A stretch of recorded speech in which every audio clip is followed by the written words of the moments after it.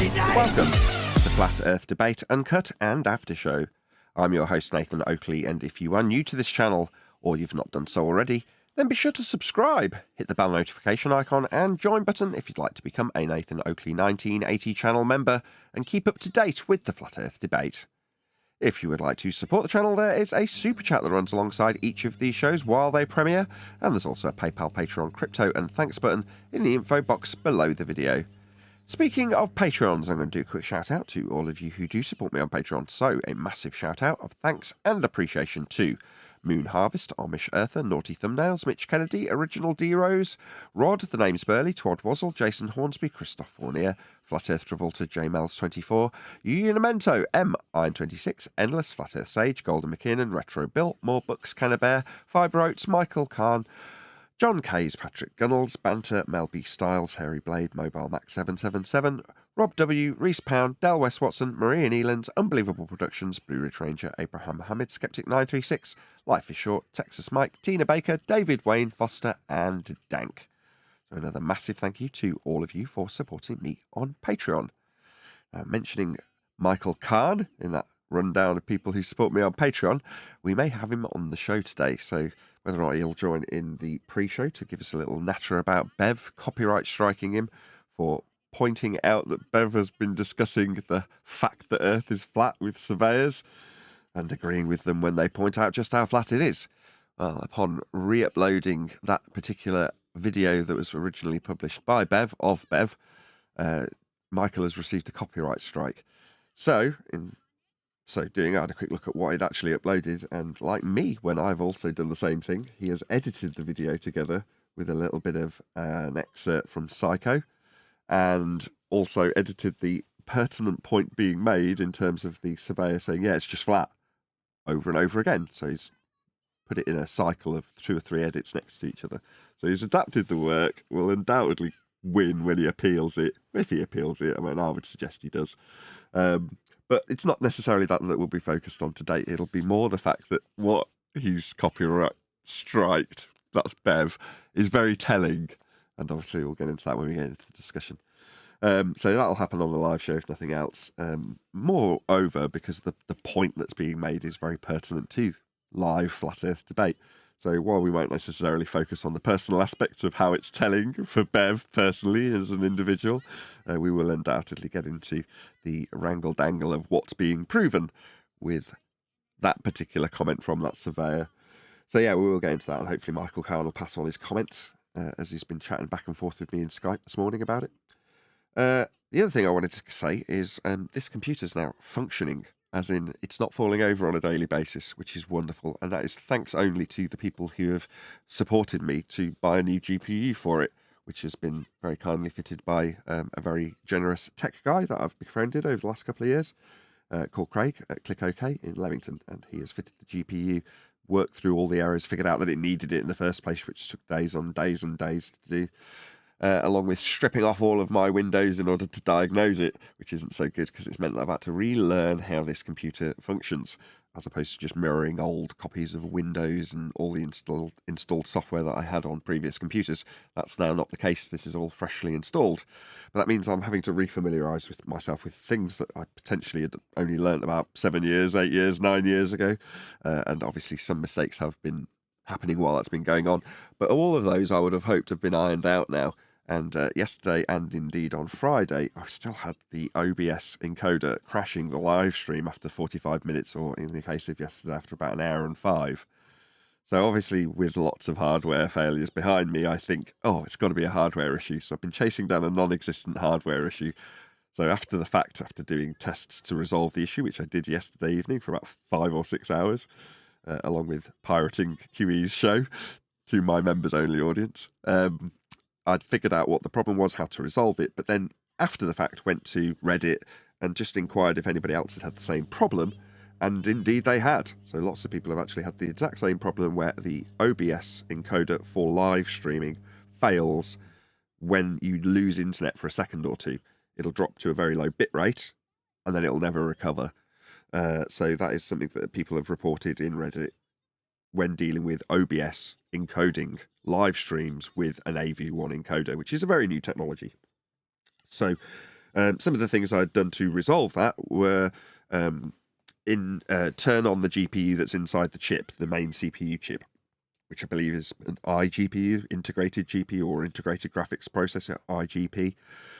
So that has been turned on, which has its detriment to my system, which was lovely balanced and cool. Now it's gonna be hotter because it's got an extra component running, an extra GPU, which will be solely dedicated to encoding the live stream. And that is what I've been testing over the last couple of days. Now, again, sod's law, OBS had an update, and I've now done that. And in the update notes, it did say they had addressed this AV1 encoder problem. Having solved the problem with a second now extra graphics card to do one job, encode live streams, I'm going to stick with that for now. And maybe if there's an issue with the integrated GP, or whatever they call it, IGP, then I may have to go back to OBS using AV1 encoding on the graphics card for both live streaming and recording, as opposed to what I'm doing now, which is using the chip's graphics processor to encode the live stream and the graphics card that's dedicated graphics to do the recording with AV1, which is a very new technology, as I say, and has obviously got its problems. It's excellent when it was working and is working and really is very efficient and blah, blah, blah, blah, blah. But if it falls over during a live stream, then it immediately isn't for me. But if it doesn't fall over, and it hasn't, it's consistently recorded even when it has fallen over for live streams. That's AV1 encoding. So I think I'll stick with that for recording, as it has proven to be reliable for that task. So yeah, hopefully going forward that will resolve any more crashes when live streams are going on, and they can continue for 2 hours if need be, which is good moving forward. So thank you to everybody who supported me to get a new GPU. The guy who replaced the original GPU, and indeed purchased the original GPU for this computer, has hopefully, or is going to hopefully, get his money back for the GPU that he just bought. As soon as I had a problem, complete GPU failure after 12 months of overheating, he just bought me another one. That has now been boxed up and an RMA requested from the company that sold it to him, which is Scan.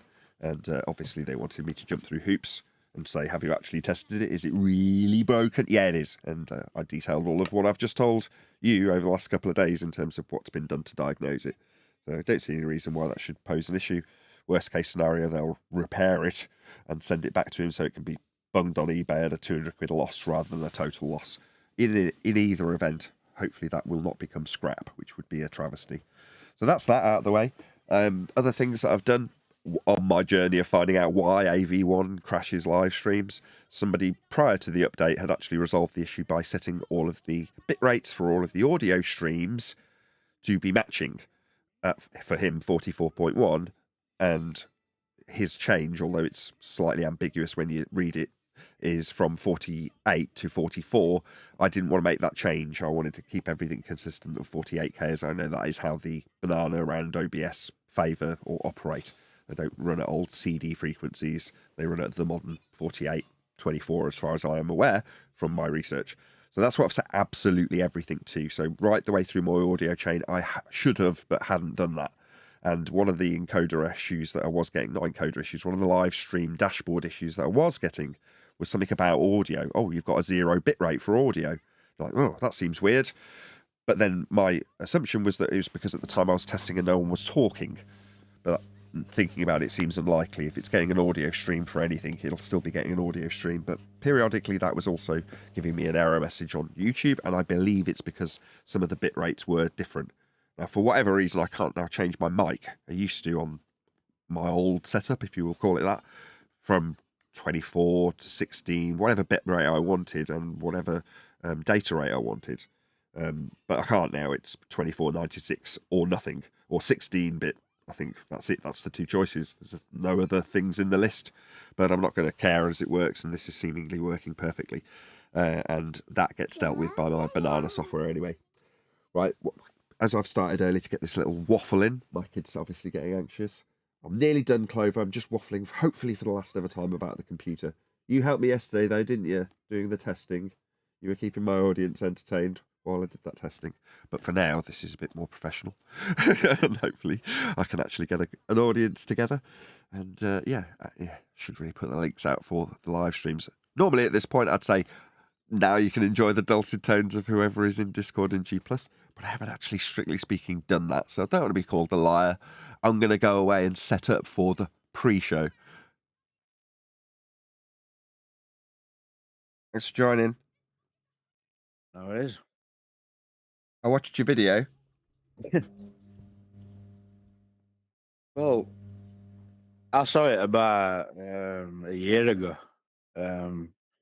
Captain Caveman posted it, and then it disappeared off his channel, and I've been trying to find it for ages. And I was speaking to Paul yesterday, and he found it. So I thought I'd knock a quick video up. And Bev's been in your YouTube chat last couple of days, so I thought I'd post it live while I were in YouTube chat. And I'll just wind him up a bit. What's it? What do you mean? He said I posted it to wind him up a bit in the YouTube chat. The audience doesn't know what that is, if you know what I mean. My edit of that video. What video? Where he's talking to that surveyor. I thought you'd seen it. Yeah, I know I've seen it. What was he saying to the surveyor? Oh, yeah, so he's going up to the surveyor and he's going, it's horizontal, isn't it? It's level, isn't it? And surveyor just turns around and goes, yeah, it's flat. I see. That's interesting. I thought it was funny. But he objects. He obviously objects to this. Oh, yeah, we're going spare yesterday, like demanding I talk to him. Why am I misrepresenting a professional? Claiming that I'd pinched it off Discord, even though it's on his YouTube channel, live, public. The behaviour of a very triggered man. I'm surprised it's come down to things like this, you know, copyright striking each other. We may not be in agreement with certain aspects of the community that is Flat Earth. In many instances, I feel like I agree with Bev more than I disagree with him on a lot of the things he says about the community of Flat Earth. But maybe he doesn't realise that. Well, but to go around copyright striking each other, come on. Yeah, it's meant. I mean, do I copyright strike all ballers that have clipped my videos and clipped me talking on flatzoids and stuff? You know, you just don't do it like an honest person don't anyway. But I feel that it needed to have it stopped so that his followers don't hear it. Maybe. I mean, his shtick is to tell people it isn't flat. And tell people that surveying principles say it isn't flat. Yeah, whilst getting told off a surveyor that it's flat. Exactly. It kind of, you know, it's embarrassing, but you've got to just take these things on the chin, reiterate your point. If that is his point and you stand by it, you work your way around that point. You don't just copyright strike someone that says, hey, mate, look, here you are talking to a surveyor. He says what we say. You say what we say is wrong. Did you say that to the surveyor? That's the point of the video you're making, right?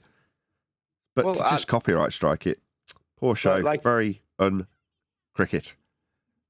Yeah, like you said that I'm misrepresenting a professional. I think it's him who's misrepresenting professional. You know, professional says what I say, what you say. Yeah, the professional says what we say. He says that what we and this surveyor in this instance say is wrong. Yeah. Okay, well, why didn't you say that to the surveyor? Oh, well, that would be us from Bev's perspective, are misrepresenting the surveyor. No, we can hear what the surveyor says. It was quoted till you copyright strike it, and now it's not. Yep. But, like, I'll take that strike me, you know, it just shows me how dishonest he is. You know, it speaks 1,000 words. What about dishonest? What do you mean dishonest? Telling, I said, not dishonest. Where'd you get dishonesty from this? He was mistaken. If in his mind... Sorry, go on. Sorry, go on. He's blatantly lying about what's actually said. He says, I'm misrepresenting what the guy said. I didn't do any misrepresenting. I played it, and then I did a bit of editing on it. You know, but I didn't misrepresent. I didn't even speak. Sure, well, that's the bit that's telling. In Bev's mind, what he said isn't what he said. So in Bev's mind, he's justified. Now, I'm speaking on behalf of Bev because I'm defending him. I'm saying that isn't being dishonest. It's deluded. It's wrong. It's incorrect. But it isn't necessarily dishonest. Is he intentionally trying to deceive you into believing that what he says is true? We know it isn't. We know the guy said what he said. There's no disputing it. It's him saying it. You've copyright struck. So what do you want? It couldn't be any more cut and dry. But that's not how Bev sees it, because in Bev's mind there's a conflict. Because he's saying the opposite. He's saying that's wrong. Therefore it's a problem. Well, he's lashed out. I still don't see that as necessarily dishonest. I thought you were going to go to him saying it was in his Discord server when he'd published it already, which, again, I would argue isn't dishonest, just mistaken. Maybe he didn't think he had published it. A year old, right? Well, yeah. I mean, I can only go on what he was saying to me, and he was saying that it weren't public, and I've been onto his Discord and pinched it. You're calling it theft. Maybe that's his interpretation, because he's just wrong. Again, that's not dishonesty. He's not just saying... You can't say he knows he's published it and is outright just claiming you have stolen it from Discord to cause disarray. I would say more likely he's just wrong. He forgot he published it, but in his mind, because he's forgotten he's published it, you've robbed it off his Discord server and published something that isn't even published yet. What an outrage. So you can kind of understand and empathise without necessarily going straight to dishonesty. Fair enough, then. It might not be dishonest. It might not even be a liar, but he's got problems. Yeah, he's got problems. That's a much better way of putting it. Yeah, he's got problems. Yeah, problems. I agree with problems. And a great deal of pain. And a lot of pain. That too, I very much agree with. Yeah, that pain's being poured out in copyright strikes, isn't it? Yeah. I mean, I chuck words around like dishonest and that, and I'm probably wrong when I say it, but I say these things. That if I am wrong about what I've said that is dishonest, and I apologise, Bev, but that's just how it seems to me with what you were saying, you know? Yeah, I mean, we covered this on Content Eraser's show yesterday, because their motivation, deceptive or otherwise, isn't really the focus. Is it correct or isn't it? If it's a claim, have they got evidence for it or not? In this instance, it's easy to show Bev's wrong. Going to his motive, is he doing it? Is he wrong because he's trying to deceive? Even if he was or wasn't, again, why bother divining his motivation in this regard? He's just wrong. And, comes to the copyright strike, you'll find out how wrong he is when you appeal it. You've altered it. So what's he going to do? Oh, no, it's exactly as I published it. No alteration made. When you've got a laughing face from Psycho in it. It's been altered to make a point, because you disagree fundamentally with the point that this guy's saying to you, Bev. Therefore, very telling when you try and have it removed. Well, there we go. Gets a focus, doesn't it, Bev? Maybe that's what you wanted, and your ulterior motive is no such thing as bad publicity, and us simply talking about you and your telling nature when it comes to retracting things that fundamentally disagree with your stance, that have been said to you personally, on the street, quite literally. Yeah, we can just dissect that for our audience and tell them how telling it is by pointing it out to them. Yeah. We're back to pride thing, Neil. How many times has people proven him wrong? He will not admit he's wrong. Again, I don't care. No offense to you. I know you're angling this towards Bev personally, and I don't know. I see the useful nature in what the guy said for the show today. Right, when we go live, what we're going to be talking about. Well, this surveyor utilises a horizontal plane of reference. When asked to describe it in terms of whether or not there's a curve away from you, or how are you dealing with it, Mr. Surveyor? Well, it's all flat. Yeah. Gotta be, or this doesn't function anymore. That's the bottom line. That's the bit you get focused on. Bev, well, he was a conduit to give us this quote. Thanks, Bev. Really appreciate it. It reminded me of when Craig were talking to that George Musa, you know what I mean? It was that similar scenario. Bev were up in that he were going to say something different, I think. Yeah, exactly. I mean, I don't know if he was expecting him to say something different. He's just, Bev knows, like we know, that the world's been deceived, but he just doesn't want to be part of that clique, that flat earth clique. Now, when we boil it down to moaning about the argumentation style, feast and nonsense, that is, we are in essence doing the same as Bev is doing. But there's very little empathy given to Bev for those aspects that he details in terms of what he finds objectionable. I said this before I actually started the pre-show. There's actually much more that we actually agree with on that front with Bev than meets the eye. Most people don't give that any focus whatsoever. Like, yeah, you can actually paraphrase some of the stuff that Bev moans about into what we moan about when we moan about the feast of nonsense. Yeah, I just don't like his tactics, like, and there must be tactics. Maybe. It's been everywhere. Like, he were in yours for the last couple of days talking rubbish. He's been over on Flatside's talking rubbish. He's everywhere I go, talking same rubbish. More power to him. He's just an audience member, right? Yeah. I mean, yeah, fair enough. You can come and say what you want, but it seems like he's doing a trollish type thing to me. Wow, I just see him as a valued audience member. Thank you for being here, Bev, if you're watching my show. Really appreciate it. Well, he's obsessed with you, Nathan. He's always talking about you. Fabulous. I get a lot of it. Apparently, Bob Nodell was also obsessed with the show, watched it daily. I mean, you can't get any better endorsement. Thanks for watching, Bev.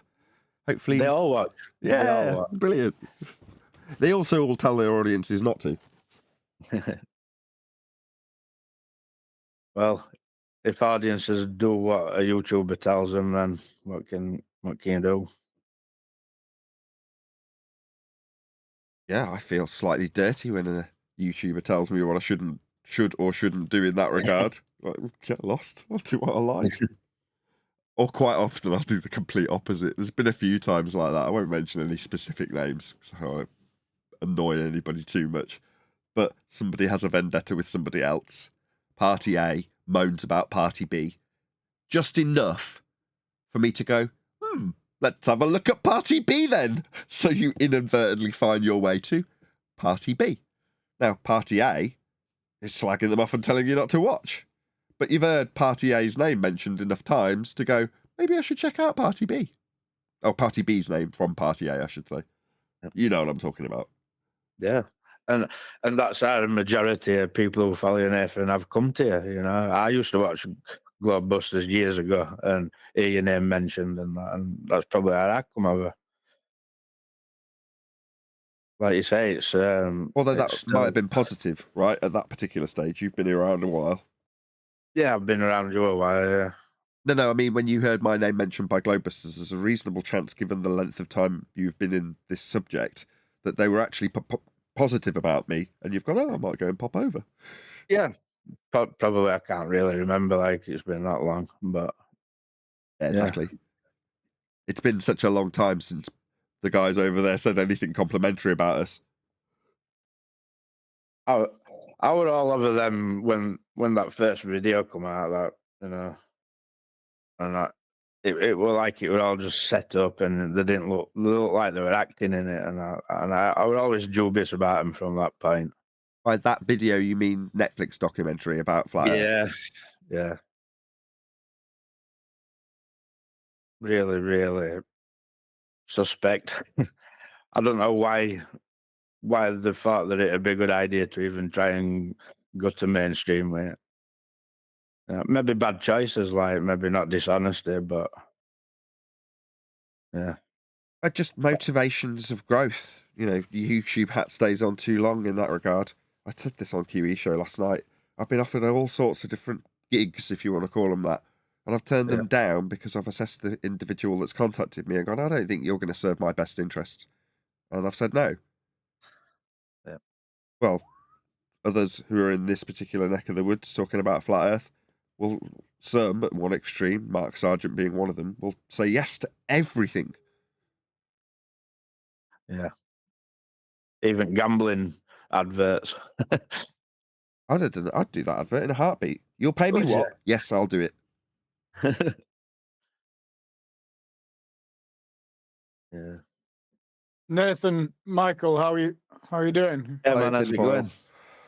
You good? Yeah. Yeah, not bad. You know that observation you did that you sent me, Michael, and I watched. You were Formby Beach, yeah? Yeah. Nice observation, man. You know, Formby Beach, that's... Oh, no, not Armby Beach. It was Skegness. Oh, it's Skegness. Yeah. The Formby Beach, that's where I face planted with telescopes. Yeah. That telescope's a great setup. Beast, innit? Yeah. I'd love that. Spent some time, you know, just trying to customize and just understand, you know, and just improve and just get it to its maximum capability. But it is phenomenal. It really is. Right, just for the audience's benefit, right? Not that we have an audience at the moment. Where without doxing yourself, obviously, whereabouts are you two from in the country? I'm from Rotherham, South Yorkshire. I know it well, Michael. Just let us know where roughly, if you were looking at England, would that be roughly? Most people know where Sheffield is. You did this with the video, right? You know where Sheffield is. I know where Sheffield is. Central. Well, it's classed as north, isn't it? But it's northern. Yes, let's get that clear. Central. Northern. North Central. Yeah, a little bit northern is what you both are, right? Sure. You're both a bit northern. Michael's a bit more northern. I'm Scottish. We haven't gone that far. Let's not get carried away. Posh northern. The accent we use around here is described as Broad Yorkshire. It's like minor talk. I can place your accent really easily. You're just Yorkshire, straight up Yorkshire. But tinfoil hat. I only found out earlier what neck of the woods he was in, but I knew it was that neck of the woods, just not quite. Michael, you speak like some friends of mine. You know, like you say, broad Yorkshire. Broad Yorkshire. I just call that Yorkshire. For a bit of history, Nathan, the village I grew up in, Corton Wood, where I went to infant school, where miners' strike started in 1984. Okay, I was literally telling my eldest daughter about that only yesterday on the way to a home education class. So I was like, "What do you want to learn about?" Just like mining. I'm like, okay. I assume because she plays Minecraft, but she was like, mining. Oh, okay. You heard your name mentioned. I know you said Minecraft. Sorry. Hey, Michael, if you one time we can sort something out, arrange. You want to join me on an observation? Oh yeah, I'd love to, mate. Definitely. Be awesome, yeah. That would be awesome, yeah. Cool. Easy Tiger. Nathan, what was that? What was that one deck? Easy Tiger. I was saying Easy Tiger. No homo. Just going to be taking some photos of each other. I'm not too far. I might come and join you. Not more the merrier. People keep telling me that telling me about my observations. I'm being dishonest on. This better not start. Sounds dead sexy. I've got a furry outfit. I'll come and join you.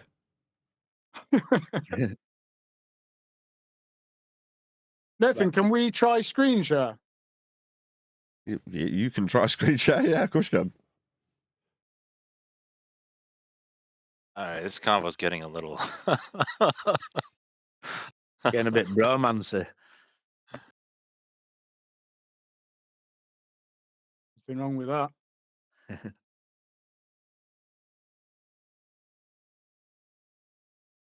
But yeah, tinfoil, like you're gonna get people telling you how you weren't where you said you are, and you weren't at height you said you are. Like mines. I was just about to segue onto that, Michael. That's exactly where I was about to go. Nathan, you seen this? I'm seeing a list. List of what? All right, so that's not screen one then. Hang on. Looks great. Streaming this at 1440p, so this is very detailed. Hang on a minute. Well, that was saying screen one, which I thought was my main desktop, but maybe not. When it gives you that option there's a window open, right? Along the top of that window, there's 3 tabs. One says application, one says tab, and one says window. If you click window, obviously you can pick one of the 2 screens or 3 screens that you've got. But if you pick the tab or application one, you can pick the specific window, the specific piece of software that you actually want to present. Yeah, I know, Nathan, but I need to flick between a couple of stuff, so I need to actually go desktop. Oh, you get, fair enough. If you share your screen, you just have to be really careful that you don't put something up that you don't I intend to. understand, but so it's whatever. Can you see now? Yes, that looks great. You see in Google Earth 3D, yeah? Yeah. Well, it's okay. I assume it's Google Earth. Sorry. What I need to do. So basically, I've got Google Earth 3D here. So what I can do is I can minimize this, and then I've got those 47 pictures that I uploaded to Master B. Do you see this? Yeah. Okay, so I do have those, yeah. Obviously, I can go through this stuff here. So, and then I can just look, I can go back to Google Earth 3D. Well, hopefully, if it's going to work. Like I'm clicking this now, and it's not coming back up onto Google Earth. Look, I should be clicking this, and it should be coming back up, but it's not doing. Same with like here. Yeah. I mean, you might have to be. Don't worry about having to pause for a 20-second period while you unclick, stop sharing, reshare a different screen. That's just going to have to. That's the limitations of G+. Okay, look, so I can go back to. No, I need to do it like this. It's That's okay. good. I'm just trying to figure it out, right? Because Nathan, if there's a little bit of downtime for me, I mean, obviously that you can just chat away, can't you? I mean, indeed. But what I'm hoping to do, right? So what this hope is now, right? Because I've got 3 displays, I'm now sharing the one display that I want you to see.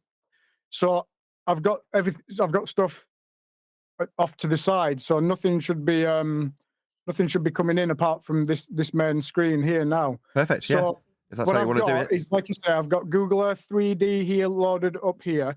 Now, bear in mind, I'm more set up for music, not video. It's something that I need to address now with the Truth Seeker. So what I'm probably going to end up doing is getting an external GPU for my Cylinder Mac Pro, so that I can actually run a beefier GPU. Because when I move around now, you'll see it's not kind of like the best, but just as long as you can kind of see what's happening, yeah. Yeah, this is ace. I mean, fine. I mean, cool. yes, you would render quicker with a better GPU, but this is fine. This is great. Oh, yeah, just as long as what you're getting is good, right? So because this is the area, and this is what I was. And sorry for the confusion last week.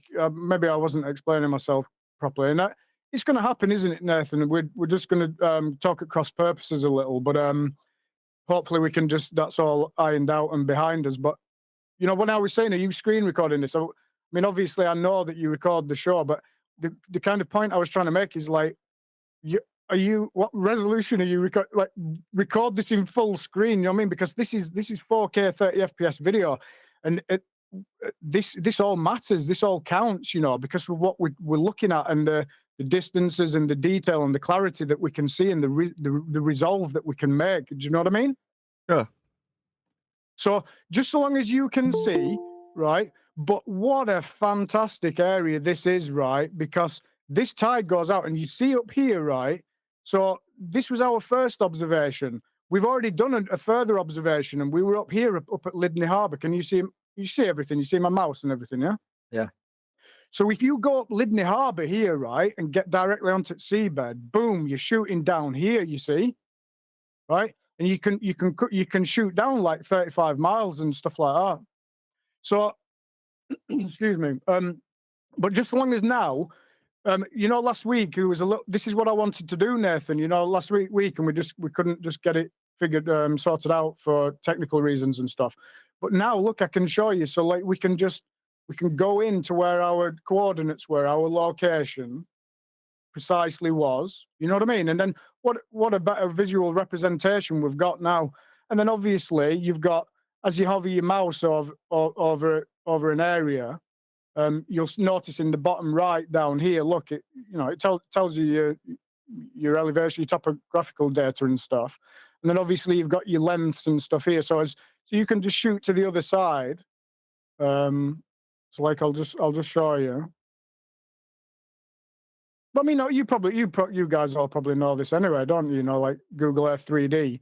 But what we can do is now, so like when, for example, the video starts off, right? This is where we're looking, right? So you can see, and obviously just allow my GPU just to catch up a little bit. But you'll see we're looking at the train and then that post there. I don't know if it's a 5G tower or what it is.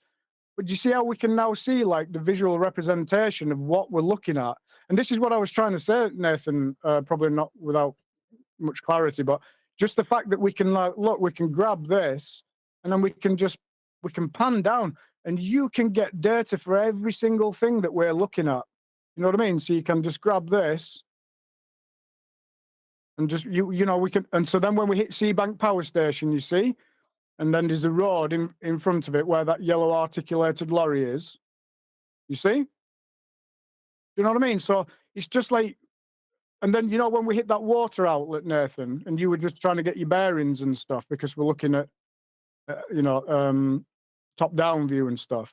You know, it's like now we can actually see. So as long as you're seeing all this now, and we're getting a good, you know, getting a good picture and stuff.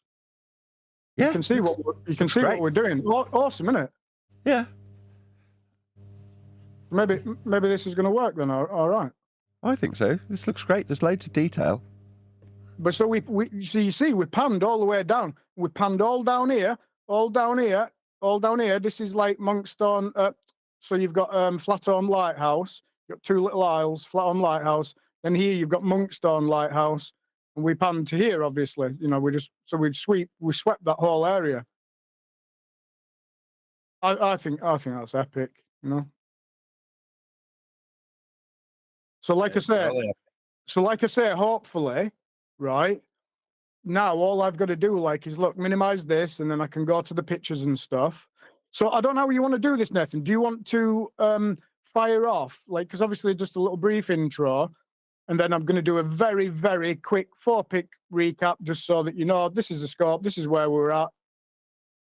Or do you want me to just share from the beginning and do it? What do you want me to do? And then obviously, look, we can just then go to the video.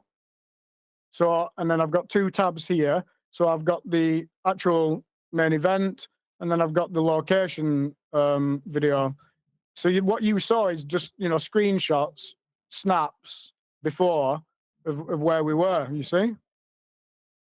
I'll Yes. just turn this volume down because, you know, this is what I was saying about how windy it is, you know? You think, well, it's a nice day and everything, but it's windier than you think. But do you see what I mean? So I can just flick between this video, and then obviously we've got some timestamps and stuff, but we can go through this properly now. Sure. Does this sound all right? I mean, this will hopefully be an excellent test because as of today, I'm going to be encoding at a higher rate than I've ever done with better encoders because I'm using 2, so I can up the quality on everything, and I have tested it all yesterday. So in terms of yes, you can get a high resolution out of YouTube, but that doesn't necessarily mean it'll look great because you can obviously upload to that resolution in a really low bitrate and it'll look garbage. Well, yeah, this should, providing it all goes off without a hitch, please God, let it go off without a hitch. Should look great. Okay, cool. So then obviously the video, then we can play. But you see what I mean? Do you see what I'm saying? Look, boom, there we go. This is what we're looking at. Straight away, then we can just go back. Right, so look, that doesn't work like that. I have to click that. Right, okay, that's fine. But you see what I mean? This is, and then look, straight away, visual representation of where we are and what we're looking at. You see? Sure. So I mean, I know away, Taboo Conspiracy got in touch with you, right? Say that again, sorry. Ben got in touch. Taboo Conspiracy? Yeah, I've had some, yeah, I think so. I've had some communication, but I've just been a bit full on with everything. I've been sort of dipping in and out of everything that's going on. So, well, I'll just tell you, I had a little natter with him, and basically the sentiment was what got presented was obviously rough around the edges because it's the first time anybody's seen it. Oh, yes, I'm with you. Yes, I do remember now. Yeah, I know what you're talking about now, yeah. Right. Well, how regardless. dare you? How dare you? Yeah, that was my attitude towards Ben. No, all in good humour. But no, he wants to do his own spin on it, and he will. And, you know, he'll put his time and effort into doing it as well. So people will get to see different spins on this. Yeah, well, I want everybody to share and dissect and analyze. What we're about to cover today is all sorts of epic, as far as I'm concerned. But again, do you see? Look, that's where we're looking. So when we go to the video, you know what I mean? You can just literally reference everything. When we go to the video, you see? That's our post. That's the train track in front of it. We know that train track's 8 meters, all this stuff. So yeah, I'm just if it's all working, and pray for no crashing and stuff like that. But if anything happens like that, Nathan, we'll just have to do it again. Yeah, that's the bonus of having a daily show. While it is a grind, and I'm spending hours and hours to get this stuff to work functionally correctly, I think I've actually got there. In other words, the last couple of issues I've had haven't been hardware related at all. I mean, I was chasing my tail thinking it was the new card and I'd undervolted it too much or something like that. Well, it wasn't. It was just a software issue in OBS. And you're like, oh, okay. Now, most people with any other computer don't expect their computer to be unstable, therefore would have probably started looking at a software glitch at that point. But like I say, it comes off the back of a tail end of endless hardware issues, so you immediately instinctually think, oh, it's the new hardware that's at fault, I must tweak it. Of course you do, yeah. Well, it weren't. So, in that respect, I haven't had a single hardware failure since the new graphics card went in. I said that when the last one went in, you know. Cool. Did anybody pick up on so last week I stopped the video at 6 minutes 30 and I stopped it there for a reason. Did anybody pick up on the hints and the clues that I were dropping? No. Okay. You have to be blunt. Hints and clues may not go over to me when producing a show. I'll be honest. Just tell us. Okay, so here, when we shoot over, actually, when we get to here, you'll see this. When we get to this section, you see these two brown containers. Anyway, here in the middle, see this? Denny Island. There's a little isle in the middle, so it gives us a good reference point. Okay, so you'll see anyway. It's all working. Cool. We'll just. Do you mind me starting and just covering a couple of things? Just spending like literally 3-4 minutes on the things that were just a little bit difficult to visualize on last week's show. Oh, you mind me doing that? You know, where with the yellow articulated lorry and the water outlet? Very keen for you to just get into it while I observe whether or not my stuff's going to set on fire. Yes, please. All right. See, because you remember that water outlet, Nathan, that we were trying to talk. You see it here? Yes, that I do remember. Yeah, well, you see this here. I'll just give it a minute. Dun, dun, dun. Give it a few seconds to you see? Yeah. That's yeah, much better. Obviously having a Google Earth ground view from photos is going to be better, isn't it? Because that's what this is all stitched together from, right? Presumably there's been a plane go over and just take a 360 panorama of the whole area, and now you can just scan around it in Google Earth. What we do, yeah, of course. Look, so what we can do, look, just go here. So this is now our direct line of sight from the scope. Okay. And then we can go. Now we're getting data, mile data, just short of 9 miles. It's not actually changing on my screen. Not changing? No, I've just got the outlet. So you zoomed in on the outlet, that's where we still are. Yeah, that's what I'm showing you. Oh, okay. Look, I'm just saying, look, miles, look, just short of 9 miles from our observer location. And then down here on the right, look, you can see topographical data. So you'll see here is like, look, -4 centimeters, 1 centimeter. So we're just shooting 0 meter to 0 meter. Well, 1 meter observer height, the other side. But how much better is it with Google Earth 3D? Yeah, this is ace. I mean, we didn't have this in 2015 when we were doing the Isle of Man. I'll be honest. It wasn't this good. Yeah. You could get down to Street View, but Street View was a car that was driving around at the time, and you could only do it on the pavements for obvious reasons. You wouldn't get this. But you see this? So look, you see this? So if we go to 451 on the video, which is the water outlet, okay? So look, watch, you'll see it come into view. Boom, you see it there? Right? Then you got your silos and your buildings. So now the beauty is we can now just go back to... see, No, where's that I gone? do understand now why you wanted it to be slick. You want to be able to go bang. There it is, Yeah, like look, you've just yeah, done. look, so look, now what we can do is we can go here and then we can just, you see? That's what we're looking at. You see? Ah, The only thing I would say, Tinfoil, is when you do this, Hmm? reiterate what your point is. Now, to you, really obvious. I'm sure last time I was like, do you remember me telling you about Robin Poe with a 115-mile line of sight?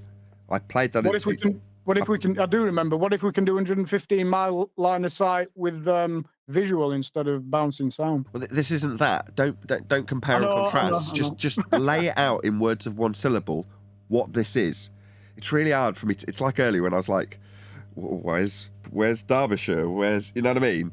Where's well, Yorkshire? clearly not on the globe. I mean, all I can do is just keep repeating. I mean, this is impossible. All I can do is my best, isn't it? You know. I know, but what I'm trying to stress to you is to say, what we are looking at is, what's the distance exactly again? Just short of 9 miles, 8.8. What we are seeing miles. is 9 miles, perfectly flat surface, with the view from a very low observer height. Well, it's not perfectly flat though. As you come down here. Tinfoil, I'm trying to illustrate to you the importance of how this makes a message strong to the audience. And just, Okay. I know your instinct says, look at that, it's so obvious. What's so obvious? Yeah. Why is it obvious?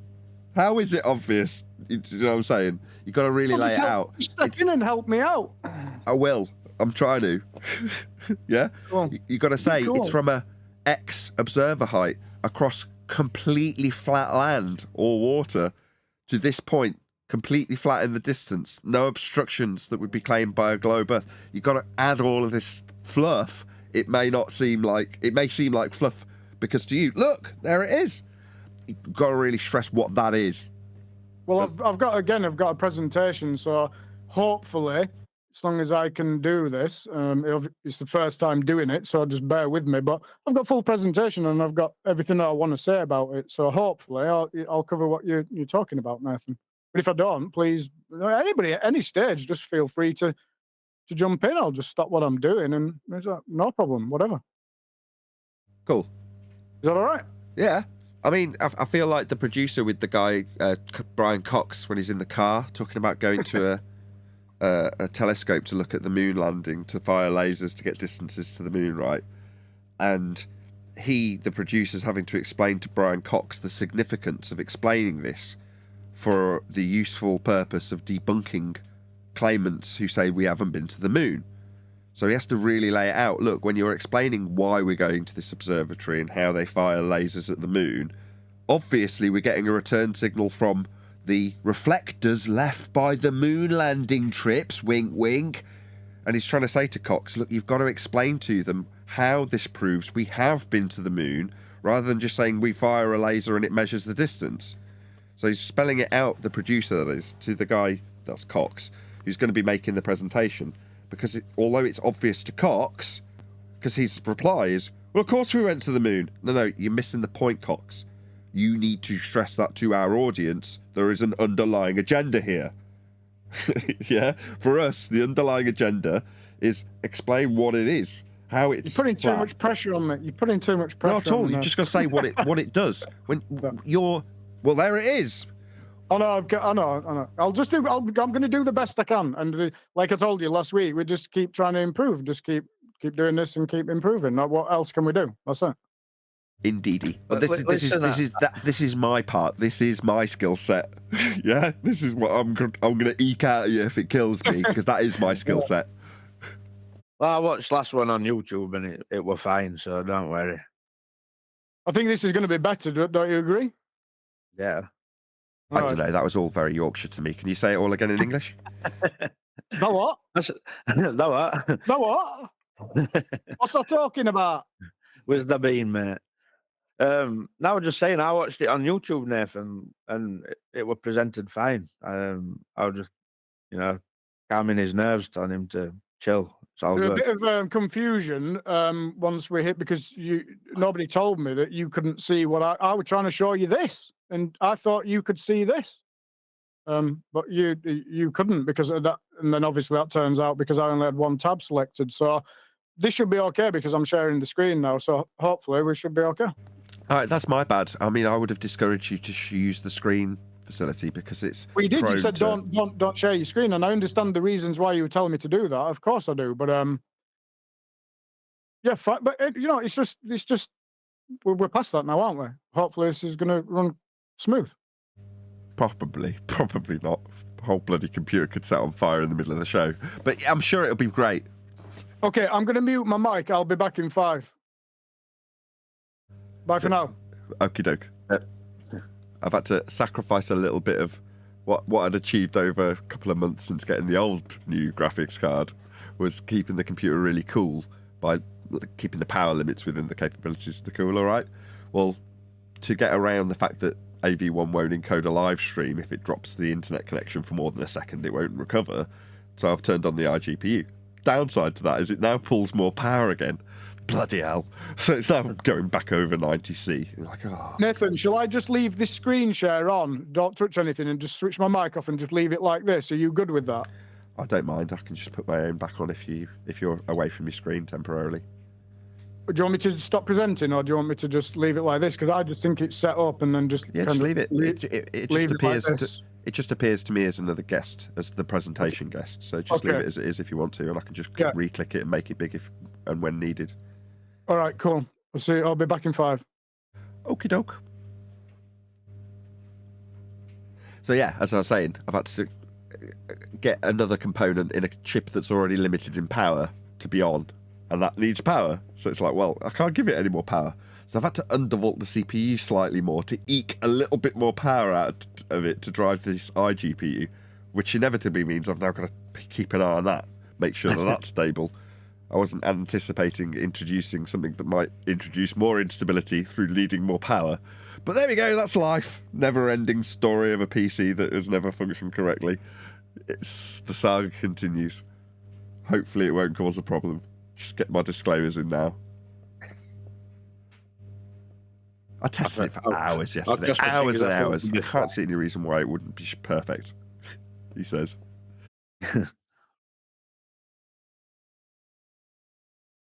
Yeah, I'm sure it'll be fine.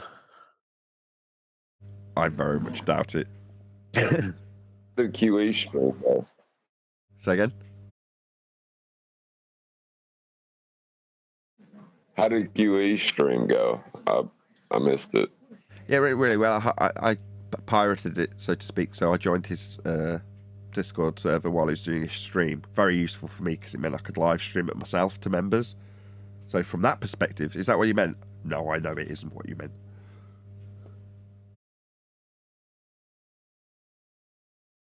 It went fine. Partially. It went fine. Good.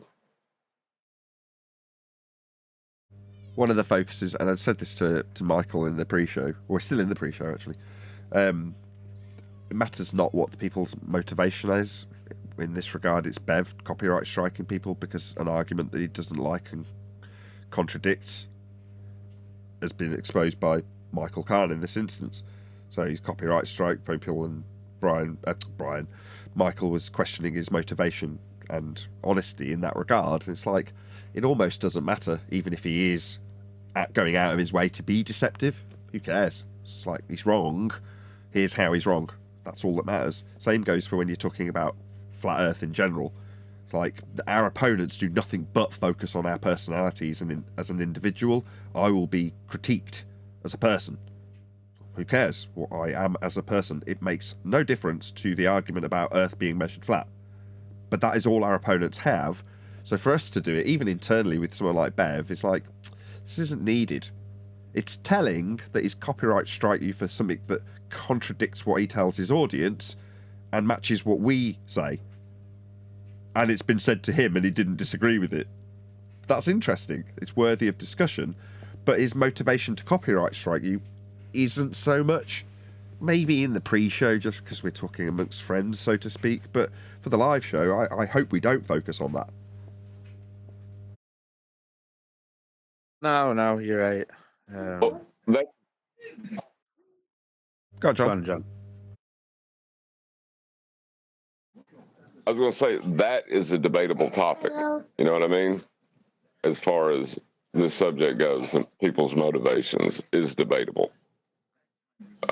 It's really the last thing that is debatable in this topic is people's motivations for why they're doing things. But you can't really know that for sure unless they, explain their motivations. So Yeah, unless they outright tell you. it's a rough one. Yeah, unless they tell you why they are motivated to do something in a certain way, or have said something, or believe something, then you're never going to know. Now, while it may be debatable, it's inconsequential to the discussion we're actually having. Like, literally, for the sake of argument with Bev, right? If we could prove, because he told us, that he's actually well aware his video had already been published to YouTube, when he told you, you just stole it from Discord, and his reason for doing it was to literally cause upset. He, is malicious, nefarious in every way, shape, and form, and it is provable. So what? And? How's that useful? Just proves Bev's a bit of a dick. That's all it does. It's So not what? really. Well, yeah, like you said earlier, Nathan, like a normal person just take it on chin. I'll take strike on chin. That doesn't bother me. Hi,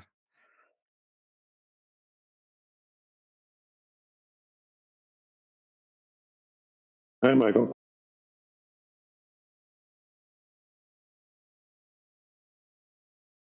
Hello?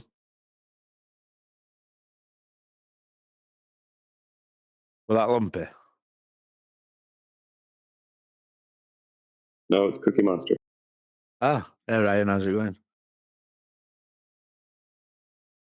Good, nice to see you around. Yeah. Shame it's on what reasons that it is.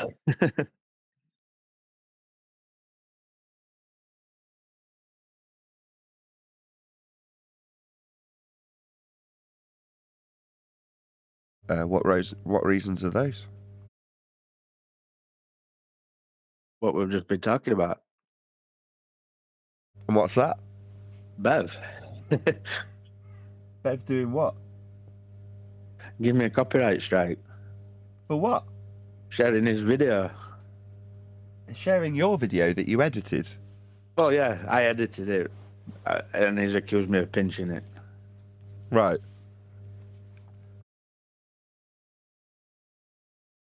So give me a copyright strike.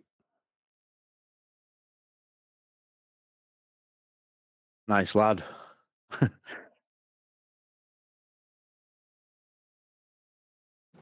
It's interesting. Is he known for giving copyright strikes? Don't know.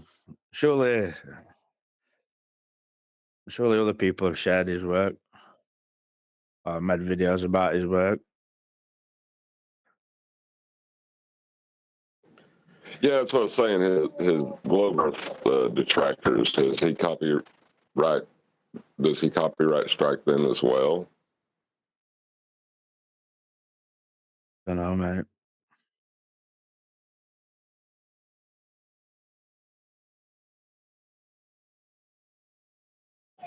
Not really speaking to motivation, but to the fact that if he's the only person that has been copyright has had a strike put against them is you, it's probably because you hit a nerve. Mm. If that is the case, he may just be somebody that, you know, if you use his work, he's going to copyright strike you. Well, he claimed I found this video. Well, I didn't find it. Paul found it for me. But it was on his YouTube channel, like public. But then he's claimed that it weren't public, and I've pinched it off Discord. But I haven't even gone Discord.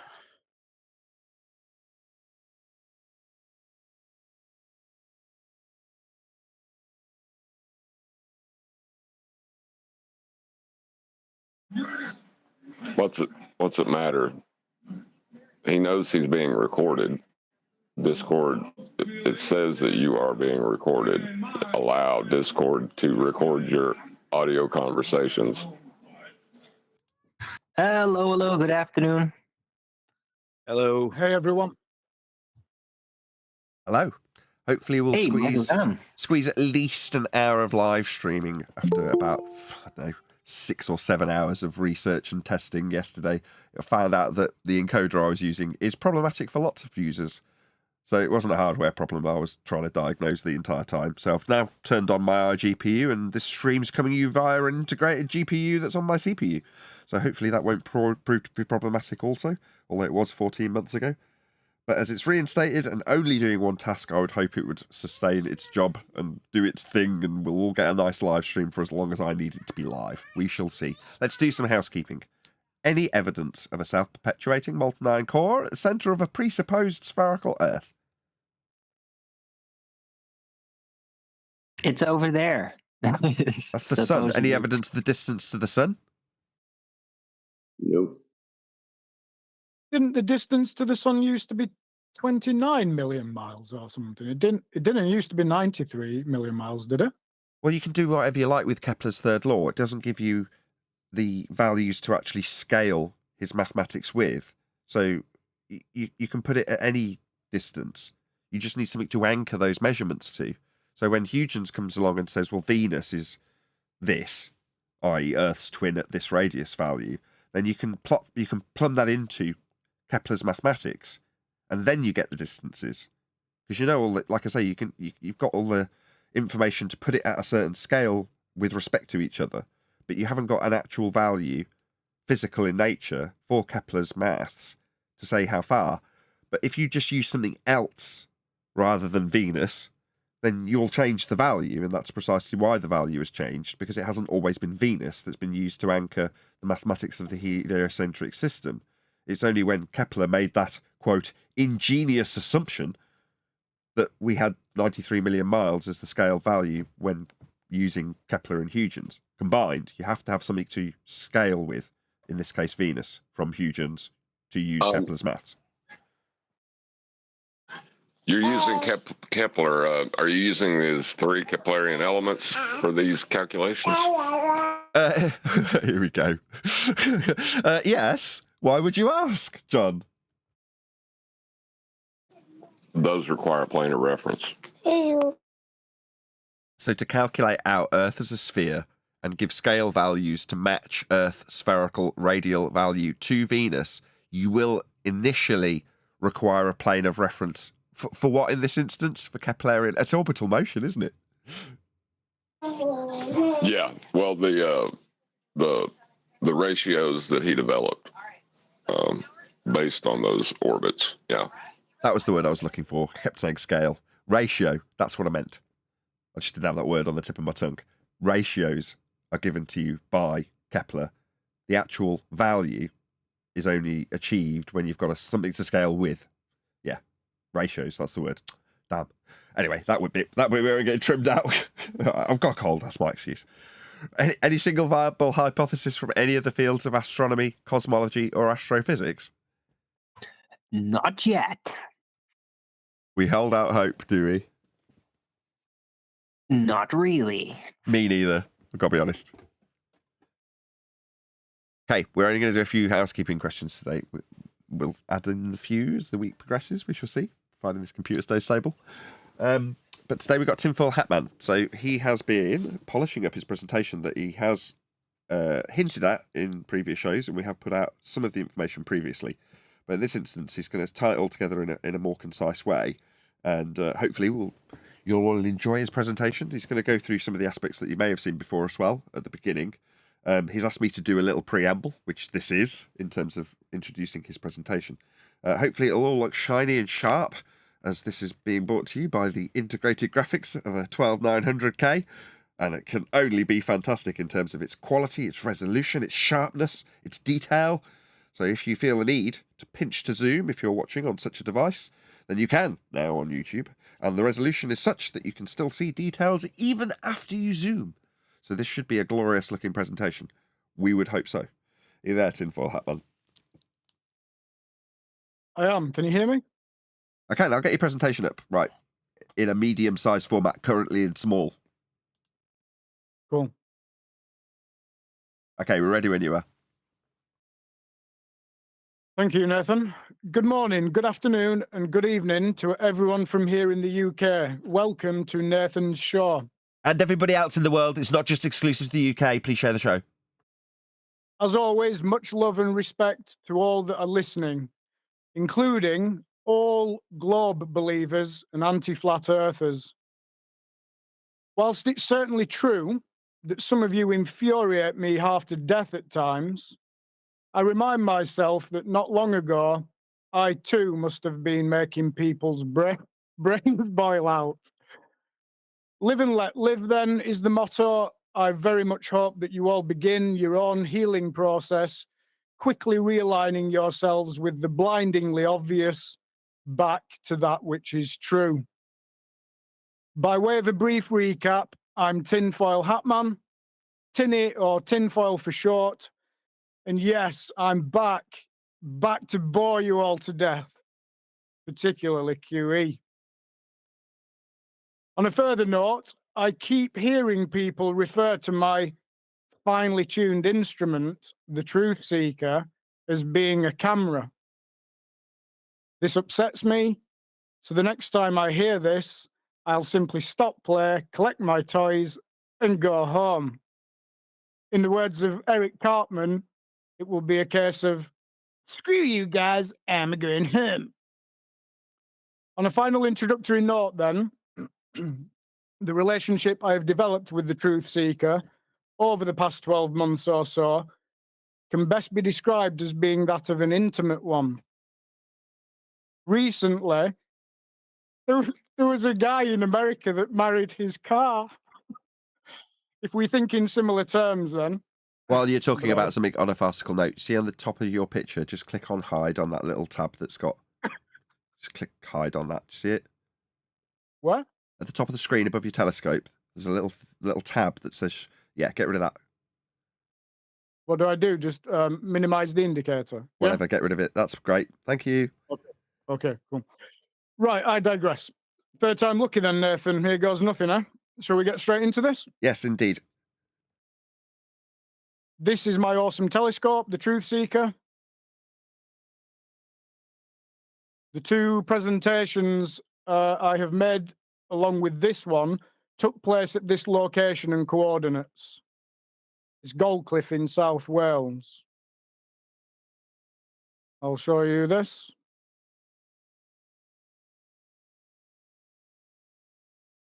This is our location.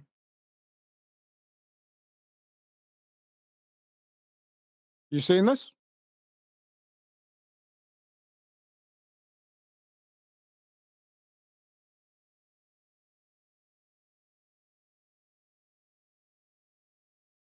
This is the observation point, obviously, as you've just seen the camera in the shot there.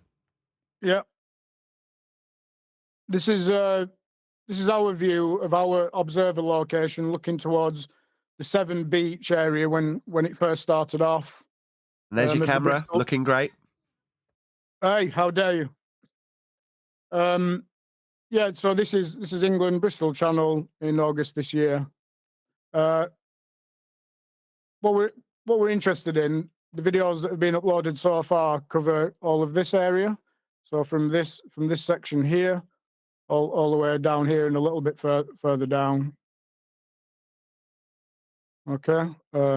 Just bear with me because obviously this is the first time doing this, so hopefully. Okay, so this picture displays the telescope setup. My wife and I went on this observation together. We waited for the tide to go out and then located ourselves directly, as you can see, on the seabed. The truth seeker being set at an observer height of 1 meter at 0 meter ground level, which, or should that be sea level? Who knows? But you can see that's where we were. Okay, so let's go to the 3D representation of where we actually were. So you seeing this? Yep. Okay, so we're here, which we can zoom in a little while. And basically, what we're doing is, as you can see, that's that part that juts out. So what we're doing is we're doing a full sweep all the way down and round. So we're basically just panning all of this coastline here. And we go all the way down and we look here. And then my first presentation, this was Flatholm Island here, and there's another little isle. And there's also a Monkstone Lighthouse, which is here. But like I said, that's where we're looking. That's the sweep that we did. Okay, so what I'm going to show you is, firstly, the start of the video that we watched last week. So this start here, if you watch, we see the train. So this is just short of 10 miles, and you see this. So we've got some sort of like 5G tower or post or mast or something, and the train here. So if we just go back. Okay, so what we're doing, let me just show you. So this is our direct line of sight from that location. You can see. Just bear with my GPU, it just takes a little bit of time to catch up. But what you'll see is, if you look in the bottom right, I don't know if that's visible to you, but down here, this will give you topographical data. So you can see that our area, we were 0 meters. You can see as well where we're looking to the start of that video, where the post is, at just short of 10-mile distance here. The beauty of 3D Google Earth now is that obviously what we can do, hang on, just bear with me. We can just go straight over here, see where we're looking. In that video as it starts. If we just go in here, you can see. So what we're actually looking at is all of this, which is like 0 meters, coming up to like 1 meter, 2 meter, and then we're hitting this section here. This is what we're looking at. So we're looking at this railroad crossing here, and this road. So this is 8 meters.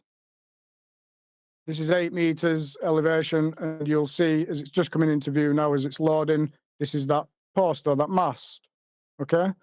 And like I was trying to show last week, what I was actually trying to do is you can actually grab this and just move it down and pan, so you can pan everything. You see Seabank Power Station here, so we'll get onto that, and then the water outlets further down. But what I was trying to show is just basically that you can pan all this, you can get distance, locations, elevation, topographical data for all of this. Like you know precisely what you're looking at. That's basically the point I was trying to make.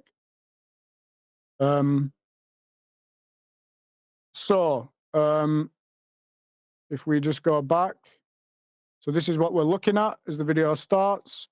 So if we just watch.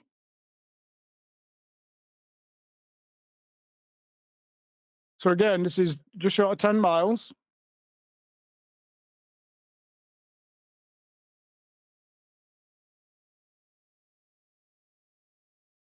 And we're going to get to, I think it's around 37 seconds. You'll see, I zoom back out.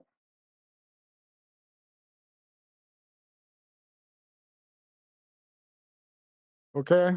And like I was showing you last week, that yellow articulated lorry, it's on its way to go to Seabank.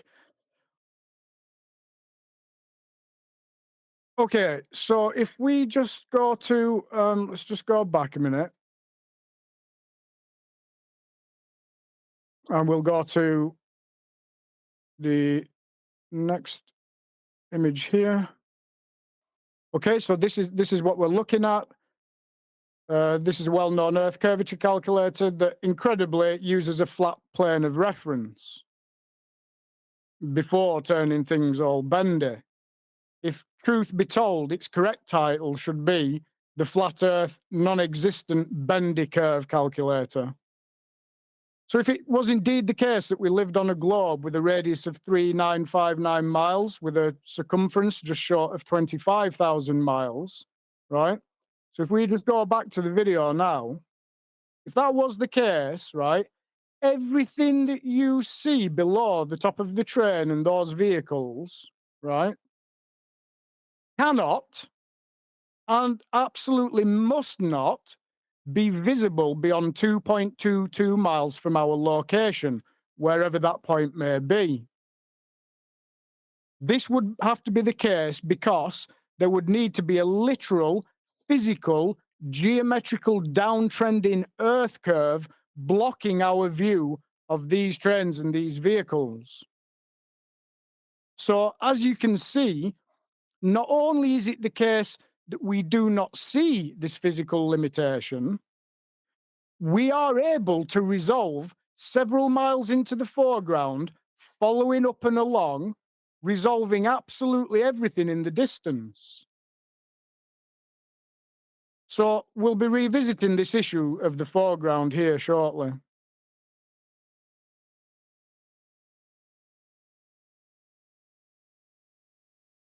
So notice the building on the top of the hill here.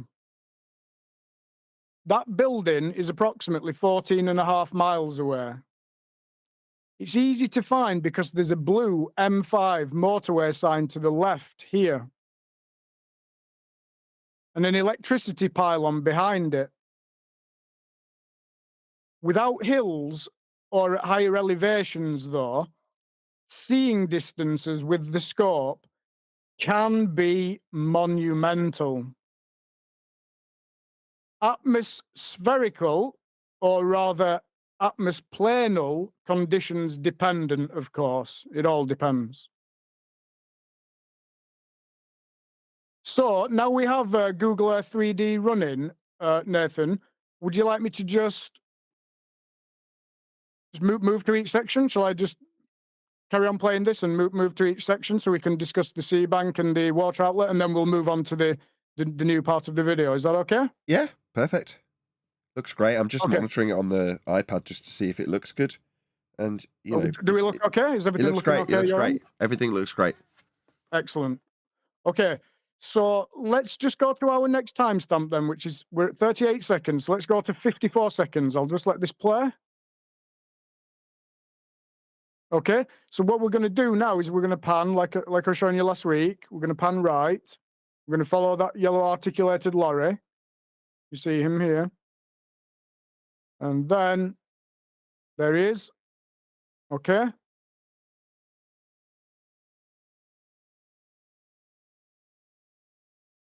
So, again, what you'll notice is he's on a road 8 meters. If we go back to Google Earth, so what we've done now is we're looking here, you see. So if we can just grab this. So obviously this yellow line is our direct line of sight. It's going to stay fixed with the telescope position from our observer location. But now what we can do is just see precisely where we're looking. Okay, so what we can do is just get that pretty much. And it's so fantastic, Google Earth. It's giving you such a good direct, view of what we're actually looking at. So if you can see, what we can do is we can just go in and we can see where that yellow articulated lorry is coming down from. And if you look again in the bottom right, it's showing 8 meters. Okay, so back to the video, and notice again, it's, we're resolving everything, all of this. From this bottom of this light, we're resolving everything up here, all the way up. So let's just go back. You see? Wow. Clearly, like I stated last week, we do not live on a globe. Earth is flat. Look at it. Okay, so what I'll do is I'll continue playing it because I love this footage. There's something very special about this, the fact that it was our first. And something that strikes me about it as well is it's almost as if, to my mind, you're looking at basically 10 miles distance. It's like a projection of just like boom, and it's like you're almost like looking now just like a mile out. You just stood on the seabed, and it's just like boom, projected you like 9 miles, and now you just stood looking with a camera from that point. It, to my mind, like I say, it gives me goosebumps every time. As we just move to this section, I'm gonna stop it at the 451 mark, which was the water outlet that we were discussing last week. Does anybody want to just say anything or make any comments or ask me anything while we just wait for this to get to that section? Does anybody have any opinions on this? Well, I just wanted to say I saw it like those things are like kind of wobbly, so refraction, so it's actually a ball and it's all refracted into this very stunning flat looking plane. A mirage, yeah? Mm-hmm. Not really. No, it's great footage though. Great. It's It really does look like you're just looking straight at it. it's in your face, isn't it? That's what it's so visceral, the visual and visceral of like I said, to my mind, it's just like it's just portaled you, 9 miles, and then boom, you just stood there, say half a mile out, and it's like you're there, isn't it? That's to my mind, that's what happens anyway. Right. Like you're looking through a giant tunnel. Straight Yeah. and coming out straight there. Yeah. I've never been able to figure what that is. If anybody can tell me what that is, there's one object there that I can't understand what that is.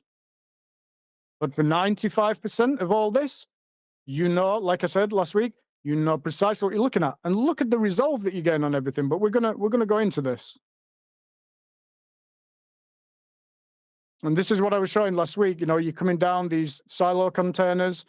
We're at 3 minutes 30 in the video coming up to, and at 4 minutes 51 we hit that water outlet, that channel that's on the seabed. And now with Google Earth 3D, we can just give a far better representation of what we're actually looking at. And also as well, this was my first observation. So now I would be, zooming in on certain other things of importance and stuff. So this is just what it is, but it's awesome. It's epic.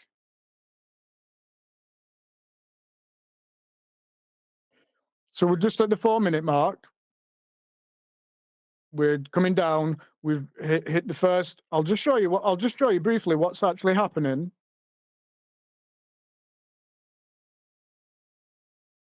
Okay, so what we're doing is we're coming down to these. You see these silo containers here? What we're doing is we're panning. In fact, I'll grab hold of this because I'll need to. So what we're doing is we're coming down here, and you'll see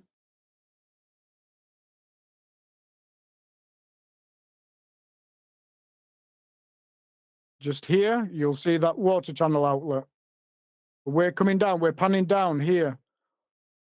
If we go in, you see this water channel outlet here? So that's what's now gonna come into view. So just back to the video.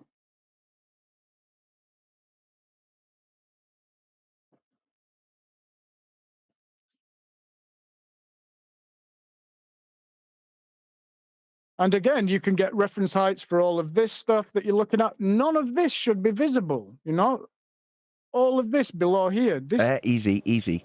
If we assume Earth is a sphere with a reified geometric sphere edge at 1.2 times the square root of the observer's height in feet, based on a flat plane measurement and derivation of the equatorial plane model, then that assumption and reification would lead you to believe there would be something obscuring our view, and it isn't. We definitely don't see too far. We're just seeing this stuff. Indeed, according to the heliocentric globe model as presented to us, yes. So do you see now here? This is what we're looking at. That's the water outlet, water channel outlet, whatever that may be. And then if we just go back to Google Earth, you see, now we can go in and we can see what we're looking at. You see this? And then what we can do is if we just come back out and up a little bit, you'll see silo containers and the buildings behind. You see this? And again, you can get your data from here. So all around here is like, it's actually minus 0 meters coming down and coming up, and then it hits about 0 meters. Like now where I've got it hovered is 6 centimeters. And you see this thing is directly on the seabed, you see?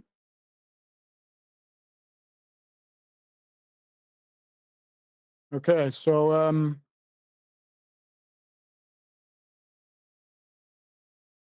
so imagine somebody stood, let's just go back to the video. So you just imagine now, look here, you imagine somebody, we know these are 3 meters high, these side bits. Imagine someone stood here now. Average person, what, 1.7 meters or something like that. The power that I now have and the visual, the optics, the eyepieces that I have now would allow me to zoom in to anybody that stood here, and we would be zoomed in on their face. And then we could zoom in and we could see what shoes they're wearing. This is shooting out over a flat plane. A reminder, 0 meter observer location, 1 meter height of the scope, shooting over to 0 meters here. At 8.81 miles, just up to 9 miles. Well, Earth is flat. Earth is indeed flat. Okay, so well, I'm hoping, Tinfoil Hatman, that you can, if you can leave this on screen exactly as it is. Yeah, sure. What I'm going to do now is just try and fiddle a little bit and just get the quality a little bit up. Just don't do anything, and hopefully we can all discuss that, what we've just seen amongst ourselves, while I do exactly that. If anybody fancies going there next time and standing over there, honestly, with the power I've got of the scope now, and the visual clarity as well, because I only use now top level optics, teleview, which makes a difference. Just in that, it's like anything, isn't it? You get what you pay for, and you just get that extra sharpness in the clarity. So, yeah. But we're going to hit a very important section where I ended the video last week. But how's it all looking your end, Nathan? Are we all good? It's good. I just want to get it better. So I reckon I can just get a little bit more sharpness on it. So I just want to try and see if I can do that while we're chatting amongst ourselves. Okay, well, just to let people know then, one of the first things that I did after this observation was to replace the iPhone holder that was spinning with the eyepiece zoom. So I've now got a more appropriate holder that attaches lower down on the eyepiece.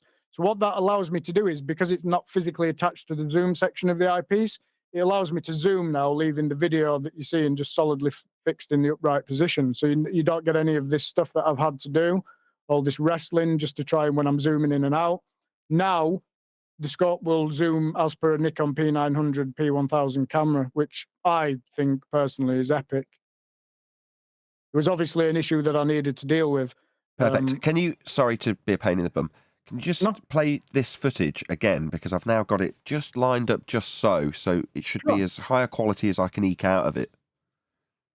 Sure, no problem. It just means that just so in future, if people want to grab it quick and dirty, they can from this stream, because hopefully it's at a decent enough quality. Zoomed in. I've also obviously cropped out your crop. So, you know, what you're getting is really clearly lorries going by at the moment. You know, they're really obvious. It's just, yeah, that's great, Nathan. Thank you, because it's really important. You know, the resolution and the clarity is all very, very important, isn't it? So I have made this video, as it currently stands, runs now to 12 minutes 12, and this is available as a Rumble link. Please go ahead, download, share, but please do so in the highest quality, because it's just so important that we can resolve everything that's going on. But we're going to hit a very, very interesting section where I stopped the video last week. But again, I'll just repeat, for me, for my mind, and for my wife, I think Brian last week was saying, you know, it was like I just can't believe it moment. I think it was, yeah, but I think also as well it was it was like combined with it actually is flat moment, you know, as well as I can't believe what I'm seeing. I can't believe it can't be. But the more overpowering thing was it is. It is. How It long is. had you been in flat Earth topic before you went on this observation? About 2 or 3 years, you know, just been seeing people's videos, images, pictures, seeing too far in the distance according to, you know, what's laid down in the heliocentric model. I don't know if you were aware last time, Michael, but the first couple of times I didn't actually have this telescope. I had a big Newtonian, which is another story in and of itself, but it wasn't the right thing. Yeah, you're climbing over fences with a big, massive telescope. Rutland Water. Have you ever been there? I haven't, no. Well, it's probably the largest lake in England, which is very small in comparison to everywhere else in the world. It's only about 3.5 miles. But yeah, and then it was a case of, like, you know, getting all this telescope, and then yeah, but once we got the footage and everything, because I'm one of those people that like to go and clarify things for myself and see for myself. And then yeah, shocking. But like I say, it wasn't just a case of, well, you know, exclaiming it can't be. It was like that combined with, well, no, it is. You know, because I was always just prepared to go with what the evidence showed me. Can't be always like what? that. Can't be what? It can't be flat like this. It can't be the case that we can see all this. But we do see this. We're looking at it right now. Yeah, and it's a weird thing to describe, really, because it's like I did have a revelation, but then I didn't at the same time. I can't remember. I don't know if I knew deep down or something. I don't know, but it was a stunning experience. That's all I can really put it down to. Again, I don't know if I'm clarifying myself very well, but just an awesome experience for me and my wife all round. And that's why then finally it's just taken me, you know, up until fairly recently to realize that I need to share this with everybody and let them know. And then it spurred me on to do further observations, of which I've done some, and I've got some lined up, and I know people have got suggestions, which I'm happy to listen to. So Going to do a couple of quick shout outs. So shout out to Crockett from the chat. He says, you'll need a flat earth to see that. Well, Earth is flat and we are seeing it. Absolutely correct. Thank you for the super chat, Crockett. Really appreciate it. Also, Price of Adam, really appreciate the super chat. Thank you very much. He says, he's right. You'll need a flat earth for that. Indeed, Adam and Crockett. You will. We do. We can. We are. Please share the show.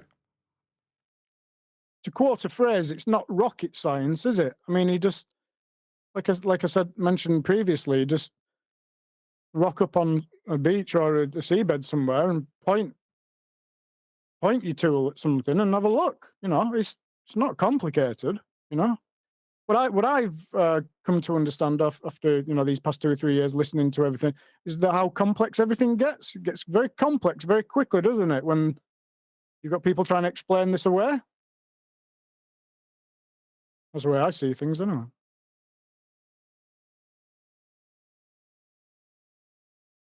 Well, yeah, I've got a whole string of how they justify things complex in nature with a slightly looming non-standard refraction hyena holographic projection of a silo from beyond the geometric physical sphere edge horizon.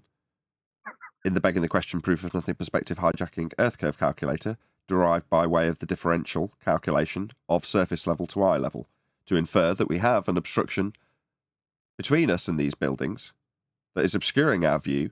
Therefore, these buildings are not really there. They are, in fact, a mirage. You can't really see these buildings. It's not that we're zoomed right in or anything. They're not there. They're a mirage. Because Earth's been reified into a ball by way of measuring differentials from surface level, that's flat, to eye level, that's also flat. We've heard the expression, keep it simple, stupid. And if anybody ever comes to me at the side of the telescope when I'm there and states something like that to me, I'm going to tell them to back away from the scope. You know, back up, you know, because like, what are you talking about? Okay, right. So here, I have certain favorite sections of this 35-minute video footage. This being one of them. So before we were talking about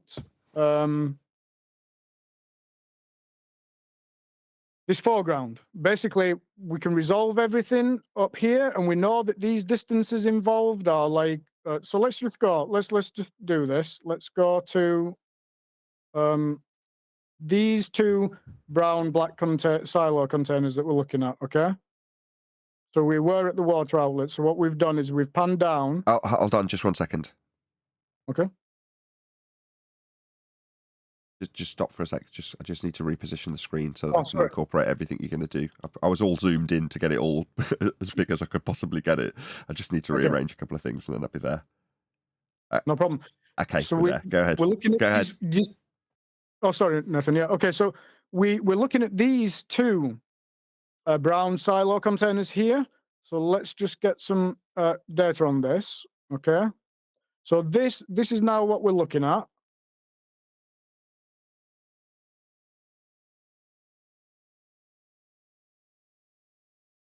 Okay. So we're just short of 9 miles, 8.8 miles.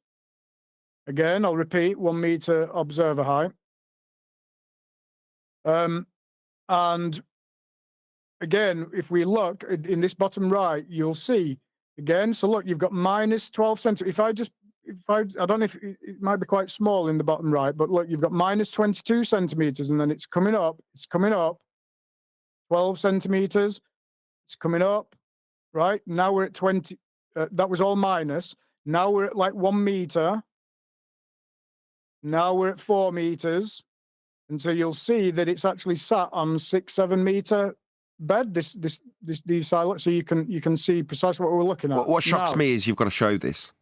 You're saying where the water goes over, it's below sea level, shocking. And where it's above the water, it's a bit above sea. That's shocking stuff, this. But we can resolve everything. Right, now, why this is one of my favorite parts, there's probably a handful that are just beautiful for me. So what happens is now, the first thing you'll notice is the layering. So we can now resolve, what is this? Okay, but we've got layering. You can see here the layering going up the banking. Then we've got layering going back. So we know this container and this container.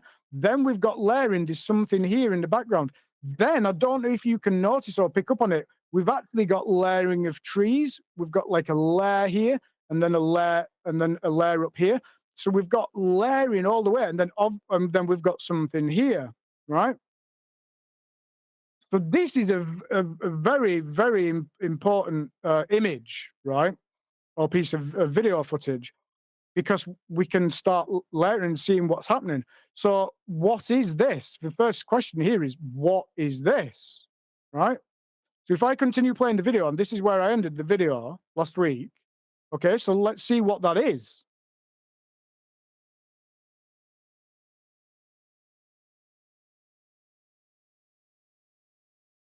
Okay. So now we've got a little island. You see? Okay, so let's just go back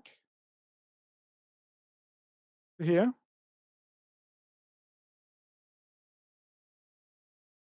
Okay, that'll do for now. Right, and here we go. Right, so let me just find it. Bear with me. Okay, so what pick? So pick 15. So what we're actually looking at there is Denny Island. These are the coordinates for it. Okay. Denny Island, if we go to the next picture, it doesn't actually appear as a landmass in either Google Maps or Google Earth. It's a very small little thing. It only appears in name only, right, next to its location. So the red pin that you see here is those coordinates that we've just taken out of here. But all you actually see on Google Earth and Google Maps is just that, that there is Denny Island there. You just don't see the landmass. Right. So if we go now to this is our observer location, we can now shoot out, and we now know as a reference point what we're looking at, Denny Island. You'll see it's about 5 miles, 5.1 from our observer location. Next picture. So now what we're looking at is I've linked here to that second silo, brown silo container. And again, we're just short of 9 miles, or 8.75 miles. But importantly now we have a reference point here. So let me just what's the next image? Yeah. So what happened is because you can't see Denny Island on Google Earth or anything, and there's not really much about it. I had to do quite a bit of digging, but I found this. So then it shows you. You can see it's from geograph.org, whatever. It took a bit of digging, but I found this, and that's the little Denny Island landmass. Okay, and again, if you can see my mouse, we're here, and we're shooting across, and we're looking at those brown silo containers there. This is it. This is Denny Island. These are just a couple of images that I got from. You see it? Publicly available data. So that's what we're looking at.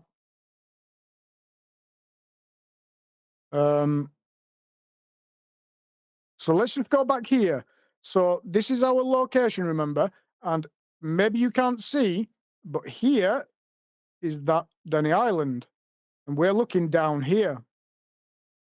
If we zoom in a little bit more, can you start to see it? Yeah. And then zoomed in further again, it's here.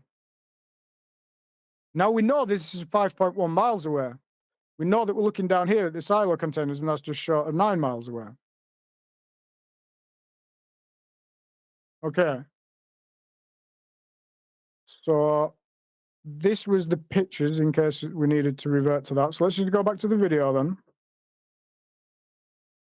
Okay, you see? So this is Denny Island now. So what's important about that? Well, last week I was talking about, if you remember, may well have misspoke. We're certainly looking a few miles of resolve, right? Here into the foreground, right? But if you recall, so 6 minutes 26, if you recall, we were talking about it when we were, say, like, for example, here, right? Something like that. And we have no reference point. So actually, we couldn't, it's hard to understand and work out what's happening because we know that this is the banking. So we know that we can, get an exact location to this, an exact distance location. But then what's happening here? Well, now, importantly, what happens is, and it's certainly a few miles into the foreground here. But now what happens is, if that is indeed the case in that image, then look.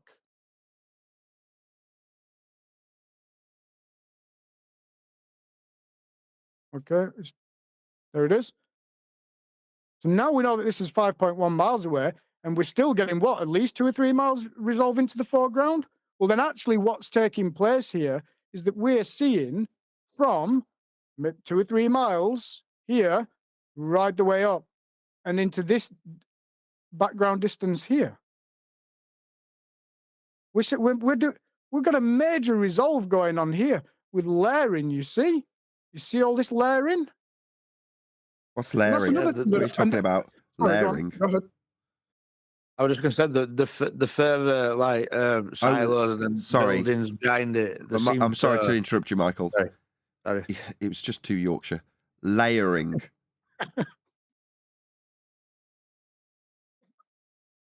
So, go ahead, Michael. Sorry, what were you saying?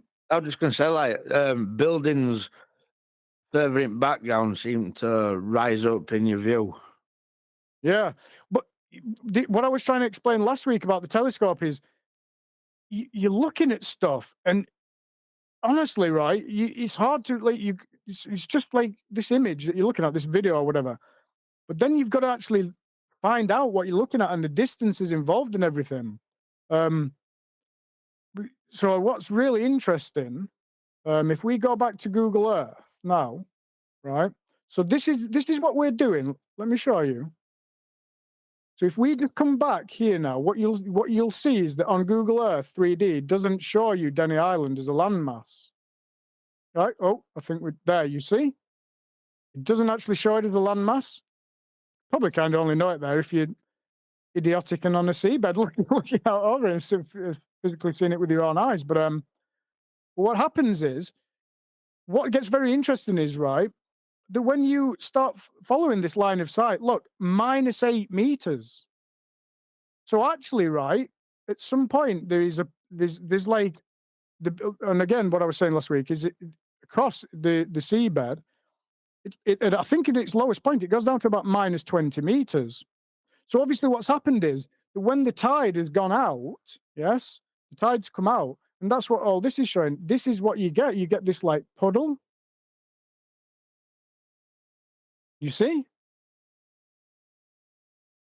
And if we just go back again, what happens is if you look from our observer Hold on, location. sorry. I'm just trying to wrap my head around what you're saying. You're saying there's like a little lake inside the island or something? What I'm saying is that I'm going to show you. The seabed is not completely flat. It's not like 0 meters here and then all the way across 0 meter, 0 meter, 0 meter. In here, in this section, it actually it dips, and then so when the tide goes out, it's leaving residual water as if, yeah, like you're saying, it's like a little lake or something. So actually, then what that means is that we're then shooting straight flat over the water as well. So what I'm trying to show, again, if I'm not explaining things brilliantly, but if we go to, if I grab that, okay, and pull this back here, right? So now what we can start doing is if you look in the top right, you'll see 0.3 miles, right? So if we go to somewhere around like here, for example, right? You'll see bottom right, look, we're still at 1 mile, just short of 1 mile. Look, we're still at like zero meters. And obviously when I move my mouse over here, it's updating this. But actually at this point here, around there, it's like 1 meters. And as you keep going along, you'll see, look, 0 meter. And then what starts to happen is, you see now, -6, -4, -17. So now there's actually like a dugout, seabed channel section. So when the tide goes out, it still leaves like a residual. But I suppose the point I'm trying to make really is just this is allowing you to just get a lot of useful data to actually then reference video and/or images that we're looking at. You can start to work out a lot more things. It's all about reference points, isn't it? Like the black swan image, it's like, that that's that, that's 6.4 miles, that's that, and the horizon just one must be sec. that. Just one sec. Yeah, well, the reference points that you're giving are all heights. And the height reference system to give those elevation details would be with respect to a horizontal reference plane. So you're talking about your height above sea level and comparing them across two also reference to a flat plane points. Yeah? Yeah. So it just sounds weird because you're telling us, here, look, it shows where we are in terms of our elevation and our points above sea level in Google Earth. Well, what Google Earth is showing you is that Earth's flat. It has to be, because it is. Yeah. Of course, yeah. And like I say, I'm just trying my best here. I'm just trying to do everything, and as I keep saying, learn as I go along. But it's, Well, maybe you've missed what I'm trying to drive at. To me, it's I'll just explain what I mean. So, during the discussion we had for the Isle of Man, one of the things that got our attention was when Anthony Riley went into Google Earth Pro and drew out an elevation profile. Have you ever done that in this software? No. Okay. I haven't had time to do that. No. If you draw out an elevation profile for this observation, it will show you what I've just described. That is to say, both points reference to sea level with a line between them reference to a horizontal plane of reference. That is how Google works in this regard, because it references Earth, and Earth is flat. Therefore, it presents as flat in Google Earth because it is. Absolutely. So let's just go back here. Because what's interesting now is what was in the background. So you remember there's like a yellow crane and there's some trees and stuff.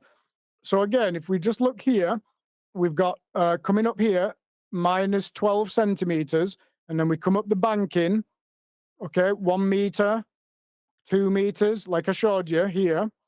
And then what's interesting is, so what's happening in the background, right? So where's that yellow crane?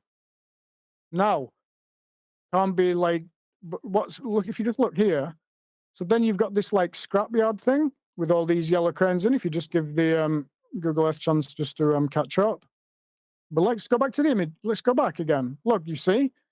So now we've got this layering situation. So we know that that water must be sat in a channel, okay?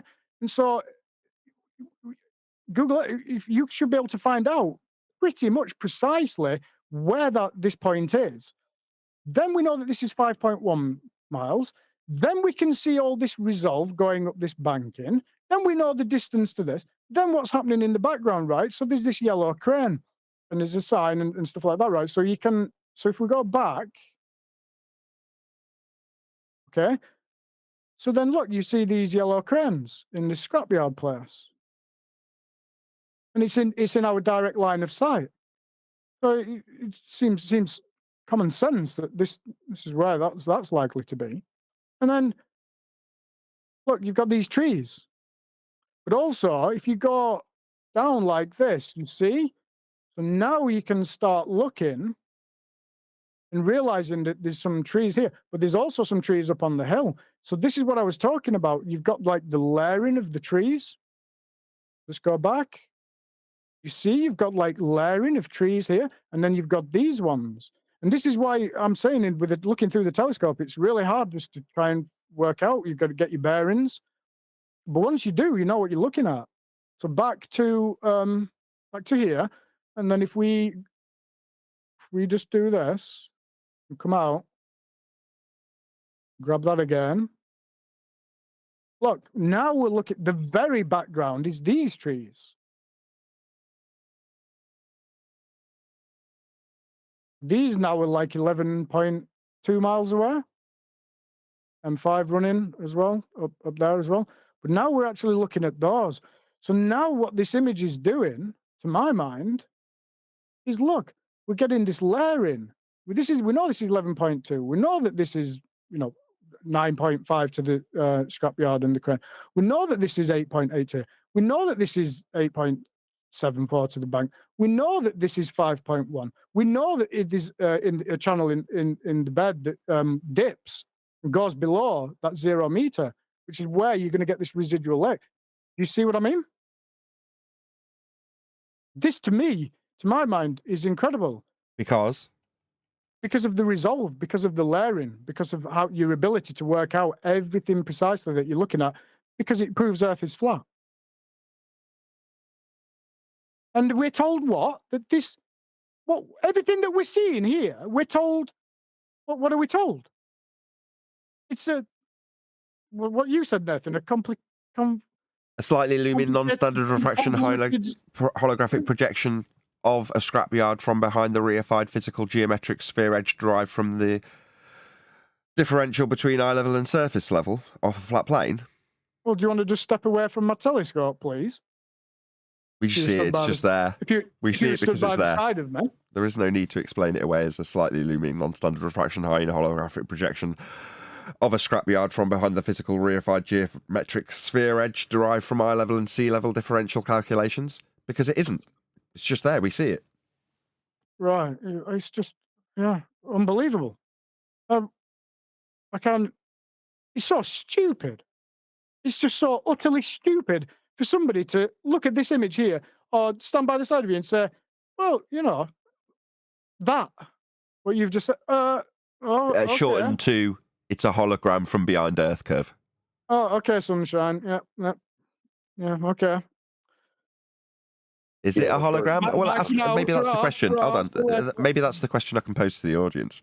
So what we've got on screen now, is this a slightly looming non-standard refraction hyena holographic projection from behind the physical geometric sphere edge, reified out of existence from a measurement off a flat plane in the differential between eye level and sea level to give you that reifiable geometric limitation that should be blocking the view if we think it's reifiable into a physical existence, but isn't blocking the view, therefore this is a mirage? Would you say this is a mirage? Ladies and gentlemen of the audience, I ask you.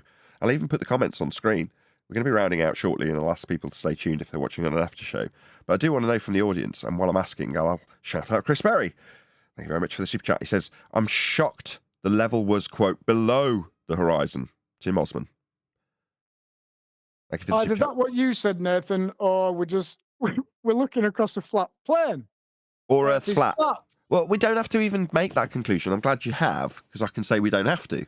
Yes, Earth is flat, obviously, observably, measurably in Google. Flat. That's how it's referenced, that's how it's defined, that's how it's shown and measured in that program that we've been using this time, which is Google Earth. It's flat. Yeah, you're right. What is my claim here? My claim is that I can go plonk a telescope and look at that. That's not a claim. Seeing something in a telescope because it's there is not a claim. Yeah, no, but you know what I mean? My claim is to be able to go and do that.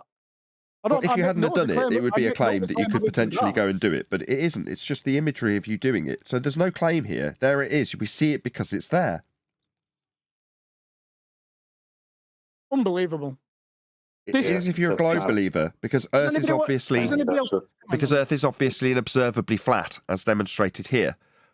So unbelievable to a globe believer who thinks this stuff should be hidden by a reified geometric sphere edge that's been taken from a differential between eye level and surface level on a flat plane. But for them it might be shocking. For me, we just see this stuff. It's there. No explanation is required or no claim is needed. It's not a claim to show stuff being there. Earth is just obviously flat. I think you misunderstood. All I'm saying is just my claim is that I claim to be able to go and set up a telescope and look at that.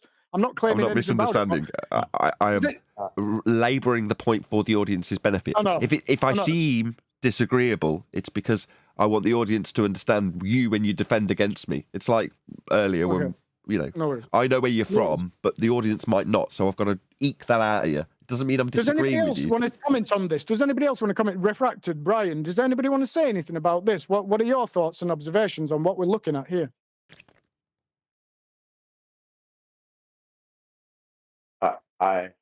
First of all, good morning, everybody. Morning.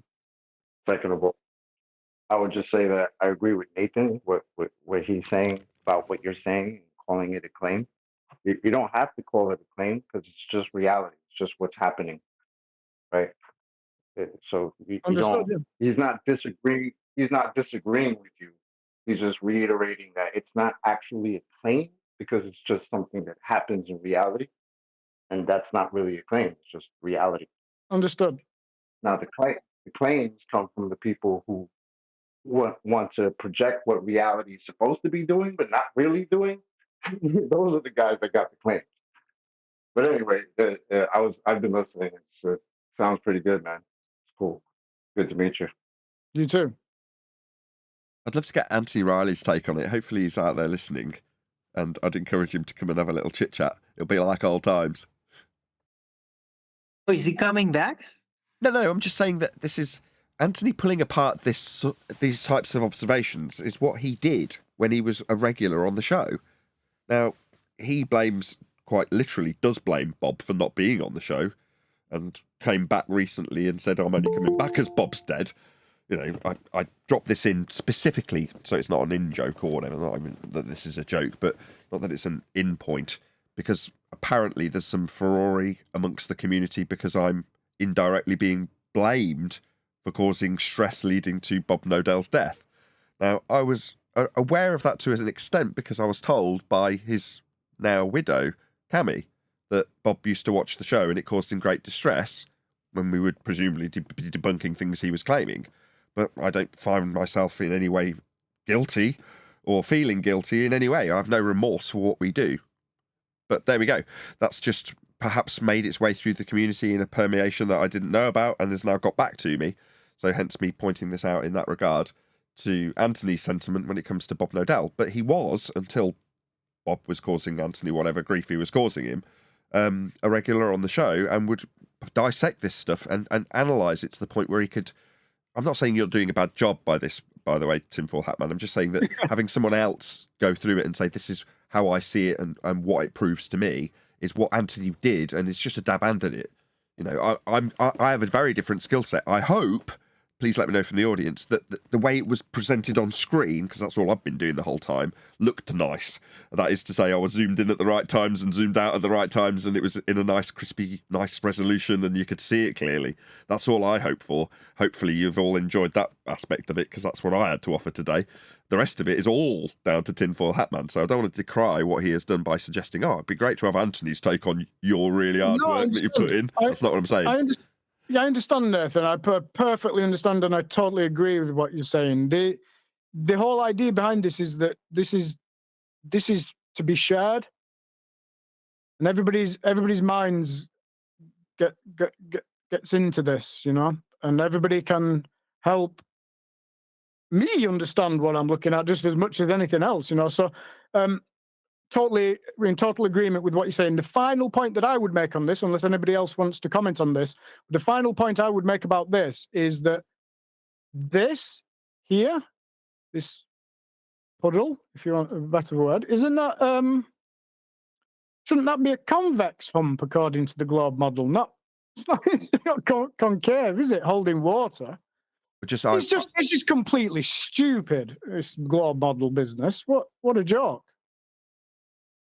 Honestly, the way it currently looks, because I've got it zoomed in, is like we're in a dome. That's a different topic matter. Yeah? But it's just the edge of the telescope. Let's be clear, ladies and gentlemen, what we're looking at.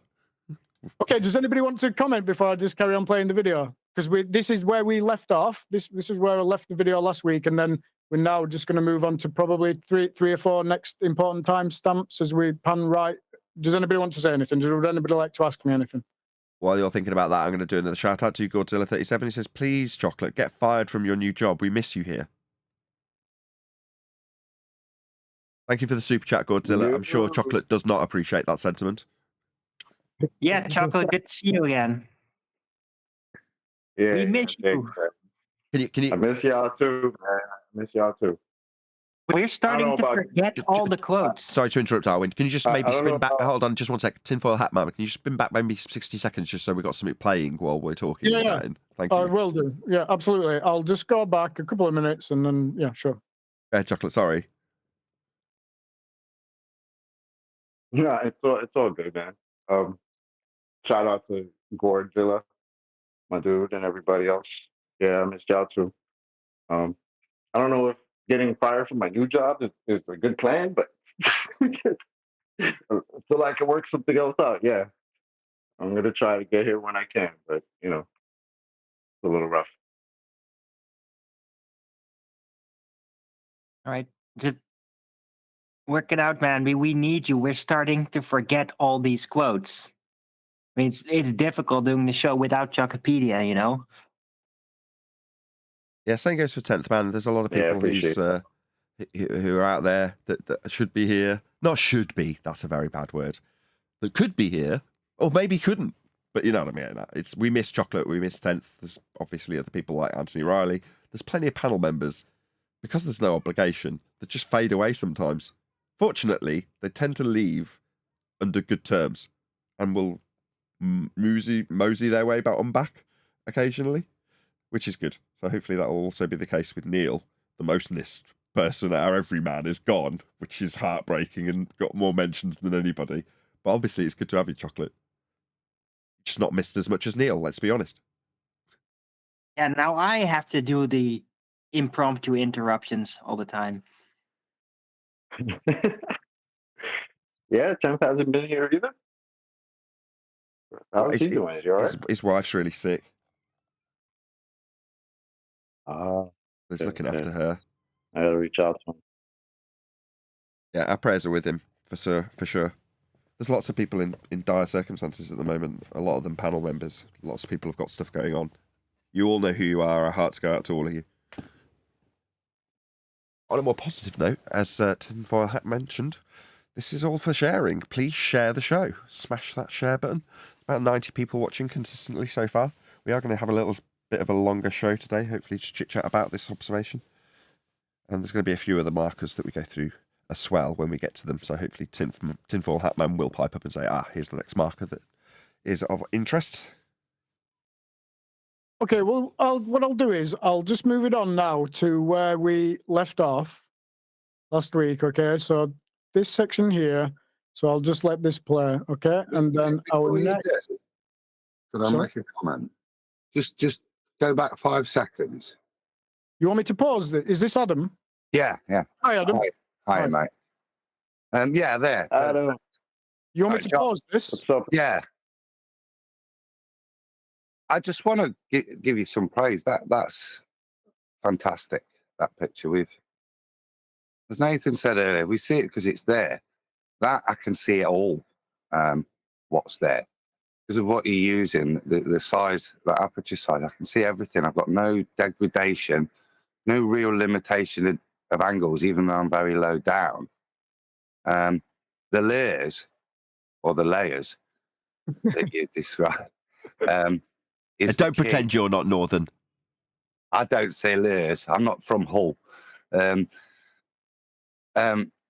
But to see those layers as you're describing them, or basically you can see from the deck you stood on, you can see it there, all the way up, and all the things in between. I think that vent, that water vent, did you say this was 8.8 miles?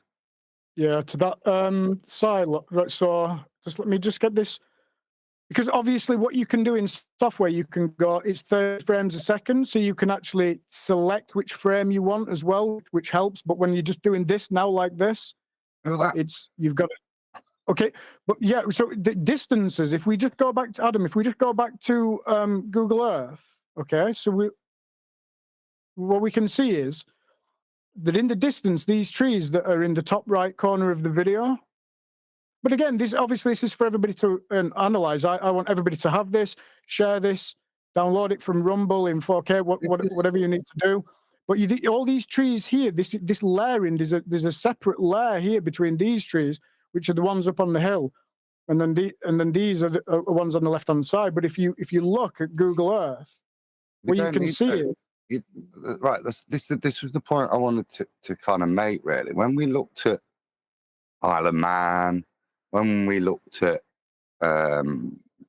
Ranty's Blackpool Tower, we're looking at Isle of Man, we're looking at tufted trees, we're looking at things that are at elevation that we're trying to identify, and we're trying to reconcile that fuzzy horizon, that area of dissolution in the Isle of Man images, and even in Ranty's. And there's lots of excuses for the ballers. If you go back to that layers bit, there is no excuses. I don't need to see a tree, a crane, a silo, because I can see the water and the beach and then a hill, then a road. I can see all of the things that we couldn't see on the Isle of Man images in the foreground. I've got all of that foreground. There's no, it's so condensed, I can't make anything out. This hill could be here, this could be there. Every single bit of detail is there, and it's rendered in perspective view. You're just looking at it. There's no perversion. That's what's, I don't need, like I said, I don't need to identify the crane, because I can walk all the way up the beach, look, to the road, then over the road. Yeah, it's just This there. is why it was special. This is why it was Just special. one second, for me. sorry, I'm just going to do one more shout out to Super Chats. Shout out to Delayed Choice. He says, loving this, extend the show. Oh, I really hope so. I mean, we've been going for over an hour now, so I'm really delighted with everything. It's functioning perfectly. I'm definitely going to be extending the show. Thank you very much for the Super Chat. Really appreciate it. Just to get you guys back on track, Adam mentioned this at the beginning. I don't know if you can just go pull up your picture of the telescope itself. So when you compare Ranty Flat Earth and Anthony's pictures, they were at best with a P1000, but most of them were at P900. And when you look at a P900, don't get me wrong, it's a compact camera. No, you're not saying compact, it's not, it's big. No, it's a compact camera. That's what it is. This, on the other hand, isn't a camera at all. It's a telescope. If you look at the aperture, it's enormous, even by comparison to a P1000. And as Adam was saying, it doesn't matter that you're looking over a vast distance. The limitation that your eye would give you, because of limitation of aperture size, would limit the angle resolvable quite significantly. Well, that's where you end up with the hijacking of Earth curve mathematics, with a description of a resolution loss at about, 2 miles or something for 6 foot man? Well, that is based on the limitation your eye presents. Well, the limitation we had in former discussions of this nature was down to, and it sounds weird to give it that label, but the limitation of a P1000. Now you go to this, and suddenly, as Adam's detailing now, hopefully Adam will pick up the reins where I'm putting them back down after shouting out a super chat. This is a different ball game, right, Adam? Yeah, and that's why it's such a brilliant picture, because any ambiguity that we would have had to explain away with Ranty's pictures, Isle of Man pictures, that they're going to try and pass off as Earth curve, there is no ambiguity there. Every single bit, there's as much detail in those lower angles as there is in the upper angles. So I think it's fantastic. In real terms, Adam, this, or for anybody listening, this telescope is, and it's hard to quantify, but realistically, it's about 23 times more powerful than a P1000. Now, what that means is, I'm sure quite a lot of people, particularly in this community, will have seen what a P1000 can do. It's incredible, an incredible bit of kit. So what happens is, with a P1000, you'll see somebody will start the zoom, they're at 0 magnification, and they go out and they're 10, 20, 30, 50, 80, 100 times, 125 times, boom, and it's like, wow, you know, what a bit of kit, right? This thing here can do that again 23 times over. So if you imagine, and obviously it doesn't have the zoom capability in the sense that you can go from 0 and then all the way up. But what it means is that if you imagine that 0 to 125 times, those videos that you've seen with that zoom, and it's like, it goes on for about 10 seconds, doesn't it, while it's zooming in from 0 to 125. Well, you just now imagine at 125 times, you do that again. You go 125 to 250, another 10 second zoom. And then you do it again and again and again and again. You know, so it's about 23 times more powerful. I love my truth seeker. I just want to say this was something that was a call to action. First thing Math Powerland did when I was here was say this: people should be turning their telescopes away from the stars and to the horizon. This was Everybody should be doing this. Hopefully, if this can spur people on.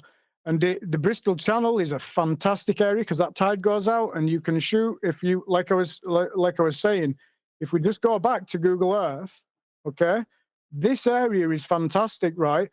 Because my wife and I have done a few observations from here. So there's more stuff to come, by the way. This is only the beginning. It's going to be incredible. But so this area here, like I say, if you go to Lydney Harbour, which is up here, which is one of the areas that we've been to, the limitation basically becomes the atmosphere. So that's why I'm now currently testing infrared. But that's another story altogether. But basically, if you go here, right? This is because on one observation, what we did is we went from Splot Beach in Cardiff down here, then we hot-footed over to the Severn Bridge and we shot from there, and then we hot-footed over here and we were following the tide not being at its lowest at each of these sections, and we did it all in one day. It was good fun. But anyway, look, you've got Lydney Harbour here. Okay, so I'm going to give you an idea of what you can see from here. And just give my GPU a bit of time to load in. But what happens is you look down from here, down here, and you've got two bridges. You've got the Severn Bridge and you've got the Prince of Wales Bridge from Lydney Harbour. It's about, and I'm going into another observation here now, but basically you've got about 8 miles, 8.5 miles to the Severn Bridge. Then you've got about, I think it's 11, 12 to the Prince of Wales Bridge. And then you can shoot right down here. And down from here, down to this here, you're talking like 50 miles, and then you've got 35 miles, and you've got little lighthouses and stuff here. But what I'm saying is, all around this area, because when the tide goes out, it's an awesome place for observations.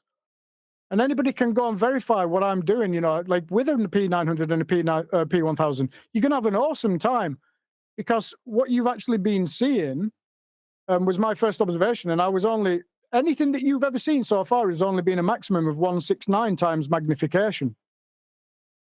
So you can get an idea of even what you can go and do with the P1000. I think they're awesome cameras. But yeah, that's just my take. Sorry, go on. I have a very important question, because you're talking about how your telescope, you can zoom, and if you do it again and again and just keep zooming in. Is there a possibility that you can do it enough that maybe you can see your own ass in the telescope? Because that's what we were told for. Yeah, I've effectively been told this. I've been trying, not managed it so far. If it's flat and looping, you could. So look, do you see these? Do you see this? You've got the you've got the Severn Bridge. Like I say, from that Lydney Harbour point is about 8.5 miles, and then you've got another one. So you get layering as well. You get that fantastic, you know, layering of like this referenced against this, and then you can actually. Oh, I've actually just grabbed the edge of the screen. Sorry about that. Yeah, you can actually you can see lighthouses down on the coast. Anyway, I digress. So we is anybody want to ask me anything further? Shall we carry on? No, you've got to a point where you wanted to carry on and show something else, so feel free. Right. So that's the end of the last video. So here we go. This is the new section of 5-minute extra video now. So we've got Denny Island. Let me see where the timestamp point is. Let me just check. See that's interesting. You can see, you know, earlier you mentioned that we've got troughs. So even though that's the level of the water, this one here, this is still below sea level, that water level at the moment, because it's low tide. I'm getting to it, Adam. It's coming. It's coming. Okay, sure. Yeah, it's coming. But there's another little, just a personal little favorite section where you see the a little digger guy. By digger guy, you mean like a guy using a JCB or something? Yeah, like you see him? You see him here? Hold on. Pause. If we can see something, let's have a look. No, but I'll zoom in a minute. Oh, okay. So he's coming down. You see, he's coming down here. You see him? He's craning. Obviously, you get the air turbulence situation going on, or miraging. But you see, he's craning. He's craning something out, and then he's going to turn around, and he's going back. I know that's it. See, what's amazing me here is, look, we've got, I don't know how far this water is at the front, but you've got, call it a kilometre, probably. I'm You've coming got- to you've this got section. I'm definitely. all that Hold way, on, all Tinfoil. that Hold on. detail. Just let him get to the end of his statement. Can you spin It's back just 10 amazing. seconds as well so we can see this digger again? Go ahead, Adam. Yeah, sure.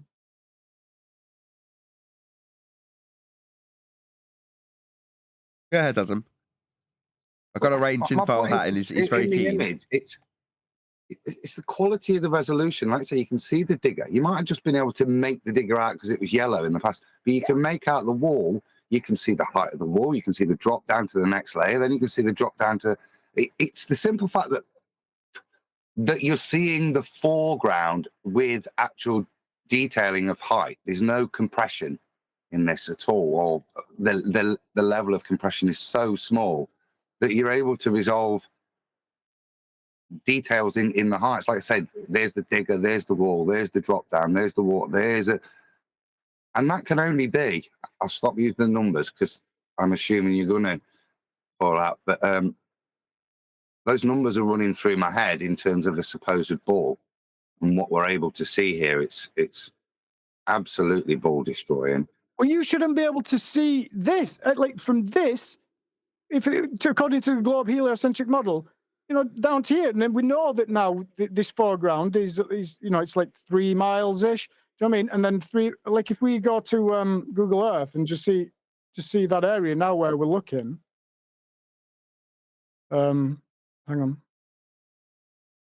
But what's really interesting is, so what you'll see is, and you're absolutely right, Adam. I'm just getting to that. There's just probably another three timestamps here, and what you'll notice is this section. So the video is going to probably stop. I think the video, this extra 5 minutes, stops around here. But you see this, the River Avon. So we're just going to come to that definitely. But yeah, what we're doing is, probably this is not actually the best way to do it, but we're looking at stuff here. Let me just get to I'm getting ahead of myself. Let me just check what this timestamp is, and I'll replay the video. Okay. So wait until you just see this 10 minutes 18. We'll just play the thing, right, and then I'll shut up now. Everybody can comment. I'm going to stop it at 10:18, and that is again one of my most favorite things. What you're about to see is just unbelievable, right? So I'll just be quiet. I'll replay the video, and we're just waiting for 10 minutes 18. But yeah, it gives me goosebumps every time. But I'll be quiet now.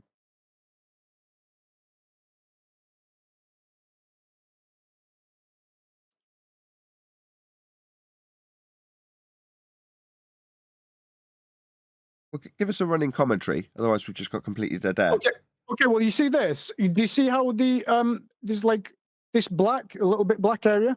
Well, this is because the actual iPhone clamp holder, it was actually windier than it looks. So what's actually happening here is it's slightly moving, and you'll see that I readjust this and then I get rid of this. But one of the things is that with this being the first observation, all this lens flare and stuff, this was all new.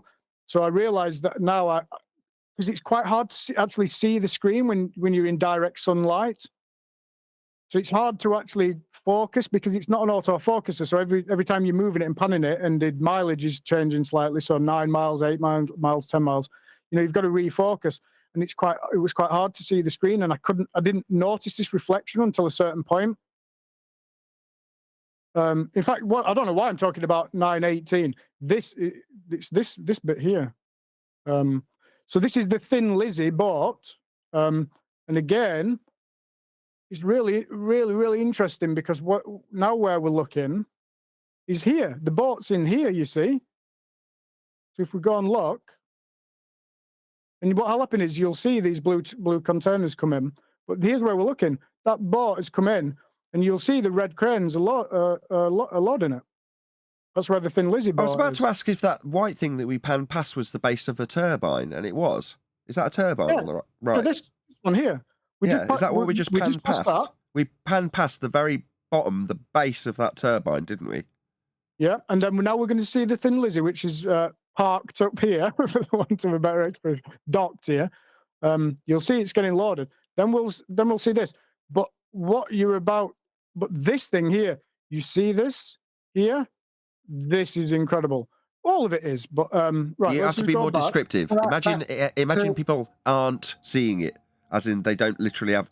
Go back to that last image, the Google Earth. This here. What is this here? Sorry, what do you mean? You said this here. What? Oh, sorry. This pier coming out. Oh, pier. I thought you said this here, as in this thing here, Sorry, but I didn't know what you this meant. pier. Oh, You the see this pier? pier. So we're at the moment we're looking at the Thin Lizzy here. So once you'll see. But I couldn't. It's because it wasn't quite on screen. I'm zoomed in, so I was just looking at a Hang on different part of the In fact, screen. That was hang on all. a minute. We might have even passed this one. I might even be getting a little bit confused. But because we already see this. So yeah, maybe we're looking down through here. Let me just go back again, and maybe I'm just getting a little bit confused. Before you do again, Yep.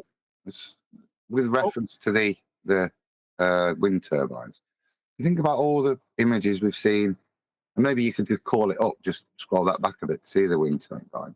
Yeah, that's what I'm going to do. The profile picture was really good. Do you think of previous images we've had? Where we got John Dee's great stuff with wind turbines out, and they're arguing whether there's a bit of obstruction there. Well, look at this wind turbine that's best part of 10 miles away. You can see the ground it's mounted on. You can see the road in front of it. You can see the dock wall going down to the water. There's no dispute about this wind turbine that's 10 miles away, and not where its bottom is, because you can see below its bottom and all the topography down to the water level. That is, when you think of the stuff we've looked at in the past, and here's a wind turbine, that's not just a wind turbine. It's on a road, down the road, down to sea level. You see all of that detail, and all of it is resolvable, just like you're there. Look, I know you're making apologetics for the quality, but Again, that's the best quality 10-mile image I've ever seen. So you see here, these are those red cranes. But do you see why I'm not bothered about the cranes? Because I can see the water go up to the shore go up to the road. Like I said, in the past, we had to deal with cranes, big buildings. I don't need to deal with any of that. I can look at the taxi rank. I can look, on the seafront. I can look at the bloody seagull landing, I know there's actually seagulls on the floor. I know there's seagulls on the Yeah, you see the birds and stuff. Yeah, that's what I'm saying. I'm not trying to pick out a wind turbine. Okay, watch this. Watch this though. Watch this pier come into view. So we hit the Thin Lizzy ship, and please, everybody, check all this out. So this is now the docks. This is the loading cranes. We're going to hit the Thin Lizzy. I think the Thin Lizzy was actually a bit further up than where I was saying. Getting a bit ahead of myself. But honestly, this pier section does me every time as well, because you're looking at the pier at an angle. You see this pier coming into view now? So I just zoom in initially. So actually the reality is, so let me just correct myself because I was wrong. The reality is the Thin Lizzy isn't here. What we're doing now is, because we can see this wooden structure coming into view, this is where the Thin Lizzy is being loaded here. So, but when we pan now and see this resolve doing this is incredible for me. You'll see. I'll just zoom in to see, and then we'll pan right and just watch as we pan that pier. But all I can do is repeat myself. Really, my wife and I would just, kind of beside ourselves. We would just. I was so delirious because we actually went down to South Wales, and we spent a week there. This was one of our planned. Is that the name on that boat? Can you read that name? Thin Lizzy. Is that Thin Lizzy? Okay. But watch this pier now. And now I have to. You see, I'm now correcting for that thing on the right. You see that it's actually on the lens. It's the iPhone clamp holder was moving in the wind, so I was repositioning it and then retightening it. But watch this pier now. So now you see it's this pier with the gap in it. So let's just go back. You see this pier? Now we're looking at. Now watch the resolve going up here.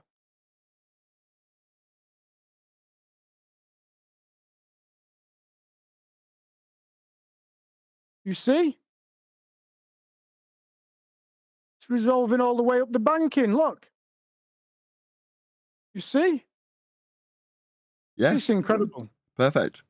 I like your Absolutely exasperated incredible. commentary alongside it as well. And We what- do and see. what's this- We do. We do. And what's this distance here? Now look, we can see what the distance is, so we can just bring it here. Look, 8.2 miles at 1 meter observer height. Now and then look, now what's coming into view? We've got this lighthouse all the way down here as well, and we've got this little lighthouse. And then importantly, we'll just discuss what Adam raised here, this the water residue that's left in here. It's amazing. It's really amazing. Let's just go back. But that pier gets me every time. So you see this coming to view now? This is a lighthouse. Again, imagine if somebody just stood here, you know? This is 15 meters in height, and this is about the same. I've got the actual data for it. Obviously it will Yeah, be let's do posted. that. Let's do that. Everybody loves a lighthouse. Everybody, anybody, I'll post everything, obviously. Oh, you're going fast. Oh. Hold on. You're going to give me my audience epilepsy. Let me just Oh, change the screen. One sec. Or somebody can pause for me, but all the information here. So about these, it's the Avonmouth North Pier and the Avonmouth South Pier lighthouse. So you've got your heights and your elevations and stuff. So it's all there. But that's what we're looking at, the North Pier one at the moment. But again, look at the resolve, everything. And then you'll see the South Avonmouth Pier lighthouse comes into view. That one's discontinued now. Is that a topless lady in one of those windows? I don't use it for that, Nathan. But you see this one? That's the South Pier Avonmouth Lighthouse. Again, resolve all the way down to the seabed. And then, like Adam importantly raised, what I found really amazing as well is just the fact that you can then resolve. So as we pan right now here, look, you see the start of this now? So Dude, now what? dude, So now what? I And can see a seagull below sea level. and now what I mean, obviously we've seen it before as well, but now what we're doing, we've just gone past that. We've just panned those rocks down here, you see, and now we're looking at this building. And I recall this specific instance. I turned to my wife and I said, I wonder if we could zoom in and see somebody in the warehouse working, you know. But notice this. This is important. You see, this is -5. Look in the bottom right. It's -5 meters. You see, it's the River Avon. So once all the tide's gone out, now looking at all the residual water that's there. So you're just looking across a flat plane. You're just looking straight level across because we know that the water just is resting in there and finding its level. Just want to, sorry to interrupt. Just 1 sec. That's the note. That's the main point, right? What we are looking at is a flat Earth. It's described and measured flat. You see? We do. I Sorry, do want Nathan, to sorry. just 1 sec, Tinfoil. I do want to encourage those of you who are in Discord currently and point out if you might join later on in the show every single time. I'm going to do a super chat shout out as well. But if you have got comments to add from the Discord server, the line's open. You feel free. And same if you're actually watching and you did want to comment on this right now. We are live, and there's a link in the info box. I know I say it at the beginning of every show, but more so than ever, there may be people who feel that no. This is not unequivocally demonstrating how flat Earth is. There's a slightly looming non-standard refraction hyena holographic projection going on. This is all a mirage. You feel free. There's a link in the info box. Shout out to Cameron Green. Keep challenging the globe delusion. Really appreciate the super chat. Thank you very much indeed for the support. That is a point worth reiterating. That's what we've been challenged with before, Fight the Flair. You know, that isn't there. Even though while that's looking through his telescope, the globe excuse is that actually isn't there. He's looking through it and what he's seeing isn't where it is. It's a holographic projection up some 7-8 meters or something, I guess, projected upwards to render in perspective view into his telescope. But you present that, Adam, you present that to most people, you know, like just the average person, and you present that to them and say, look at that over there, and then say that to they honestly they look at and something goes in their brain, because you clearly have to be insane to believe something like that. Look at the resolve here. So you've got these dips where the water is the tide's gone out, it's left the water there. Look, and we're now just looking across a flat plane. Again, here, look, obviously there's a dip there. The seabed goes dips and the water's being left there. Look here, you know, like the water's being left and you're just looking across a flat plane, you know, and then all the resolve all the way up. We just missed the little forklift truck guy. But he's crazy. He's unbelievable. I love that little forklift guy. Just go back a minute. And we're now 30 seconds away from the end of this video. But he's a little forklift guy. Just watch for him. I'll point you out to him. I just love that resolve as well. Look at that. Wow. But yeah, just watch out for the little forklift guy. It's incredible. Again, not wanting to repeat myself all the time, I removed the audio track because I tell you now, that was not playable. It was like, holy crap, Batman. Look at this. Look how flat Earth is. Right, so watch out for the little forklift guy. Love him. Can you spot him? Just hang on. Look around here.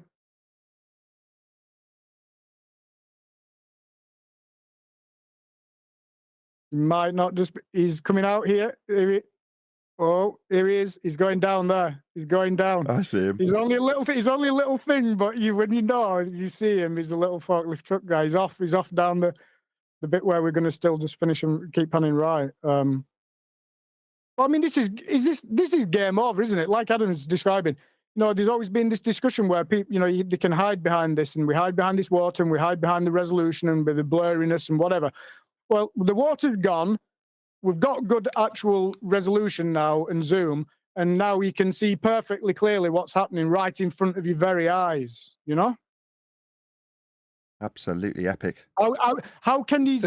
This is a debate that's over. How can you even... I mean, you're going to just be insane if you debate this in the way that you guys have really, really nailed down over the years now, and all the argument. But if they try and say in their... the way I see this now is that we've just backed them so far into a corner. And can I just point out as well, the only thing I would say is that this was the first observation. This was my first learning. You know, that scope is powerful. That's all I'll kind of say. So, but this does it anyway, doesn't it? And that's the end of the video. So that's kind of the end of my presentation. Cool.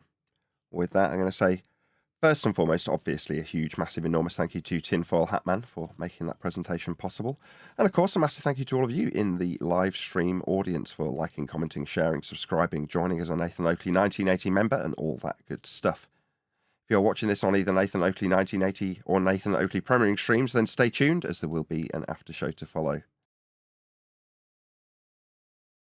Only that little forklift guy. Well, let me just finish the point. And like I said, with regards to resolution with Rantis, we knew we were seeing it still, but we're having to... The only thing we can resolve is the clock tower. But because of the non-camera camera you've got, that everything that was arguable by the ballers has now been taken away. Yeah. To back down to sea level, mate, in an astounding way. It's brilliant. Yeah. So, for numbers, just, you know, I mean, please feel free to download everything, all this, check it all out for yourself. It's fascinating. But yeah, if you look at where we're shooting across, and then that last section, where I zoomed into the warehouse to see if I could see anybody. You know, look, you're looking at 8.4 miles, okay, to that banking, and then you go into that banking, okay, which is precisely what we're looking at, okay, and you can see, so it's 8.4 miles, and then if you just give my GPU just a few seconds to sort itself out, and then you've got all your obviously all your topography and all your elevation data.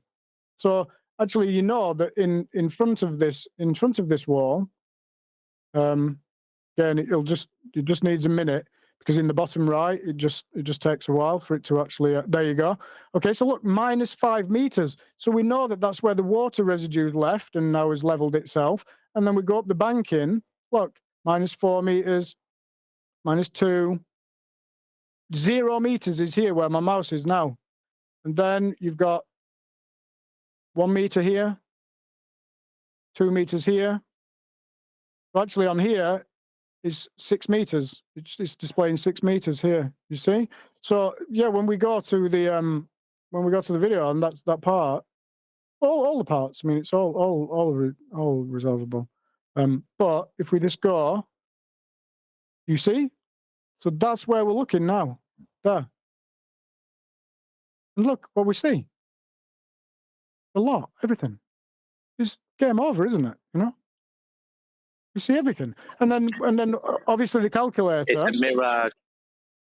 Of course it's a mirage. But then the calculator, you know, so like you put in 8.4 miles, 1 meter observer height, and it's, you know, whatever that is, 2.1 miles to the horizon and everything. But then it's going to be what? I don't know what it is, but it's going to be what? 8-9 meters that you're not supposed to be able to see. And then plus we know in the foreground, because of that, the beauty of Denny Island coming in and giving us a reference in the middle. Well, we know that we're looking from like sort of a 3 mile all the way up to 8.4 miles. Look at it. We can resolve everything. I'm not sure that it's a mirage, but all of those phenomena are negated here. Well, the majority are, because all of them are described as effects with respect to the horizon.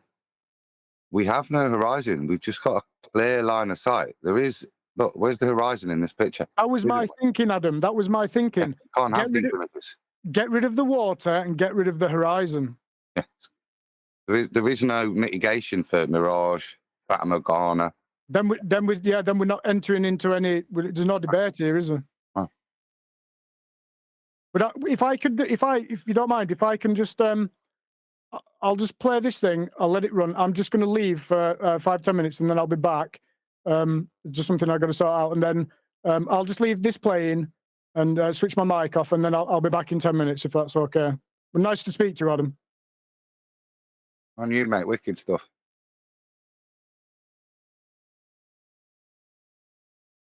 That's a cue for dead air, Nathan, isn't it? He was probably making a coffee as well. Me? What? Oh no. Just filling in for you. I know you don't like dead air. And yeah, I appreciated your filler. Cheese and onion. That's good stuff, Nathan. Now I said the other thing there, look, there's no horizon. Yeah. Half of the Isle of Man stuff was arguments. There is no horizon, there's just direct line of sight to the thing 10 miles. Wrong. There is a horizon. Where? What's a horizon? Oh, it's the point where the land. Well, if he drops the camera a bit, they're in a horizon. But that's a terrestrial horizon made up of topography. I'm talking about horizon with regards to optical phenomena. I'm glad I led you. Yeah. What you're suggesting, Adam, not so on two fronts. Right on the first front, okay, it's high enough now so that you can see that there is a topographical horizon, but that's not what you were talking about, and I knew that. But I was pointing out that where you say there is no horizon, if this was took with a P1000, there would be. What do I mean? Exactly. What I mean is the point of optical dissolution has not been breached with this equipment. Therefore, you're resolving what they called the horizon, which would be the limitation of the aperture on the P1000 at about the point where these white buildings are. And it would be all fuzzy because it couldn't resolve it. And they'd say, that's Earth curve. Now, it wouldn't be the point where the sky meets this land just by the wind turbine just at the top of the frame. It wouldn't be that. It would be the bottom of this turbine where the camera's all fuzzy. And they'd moan at us that it was all fuzzy. Not so anymore. and invoke Earth curve. Yeah, and that's the point. This equipment, there is no failure. You've That's overcome the where the optical Earth curve- dissolution point with the equipment. That's what's happened. The overcome of what they hijacked. That's the point of dissolution, as Adam carefully and correctly phrases it. That optical point of dissolution, that limitation has been overcome with the equipment. What are you going to call Earth curve now, Dumbos?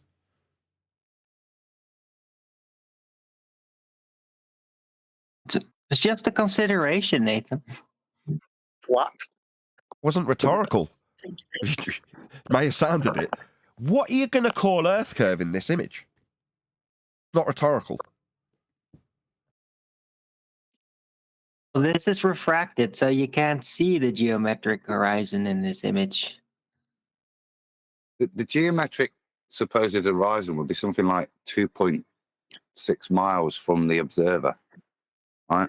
We're seeing as this is the weird thing, because we're now below sea level. I'm not sure if that telescope is at sea level, then we're actually seeing below sea level here. So all of this water is below sea level because the tide's out. This would normally be covered, wouldn't it? This sandbank that we're seeing would be covered. That's kind of lower than sea level still.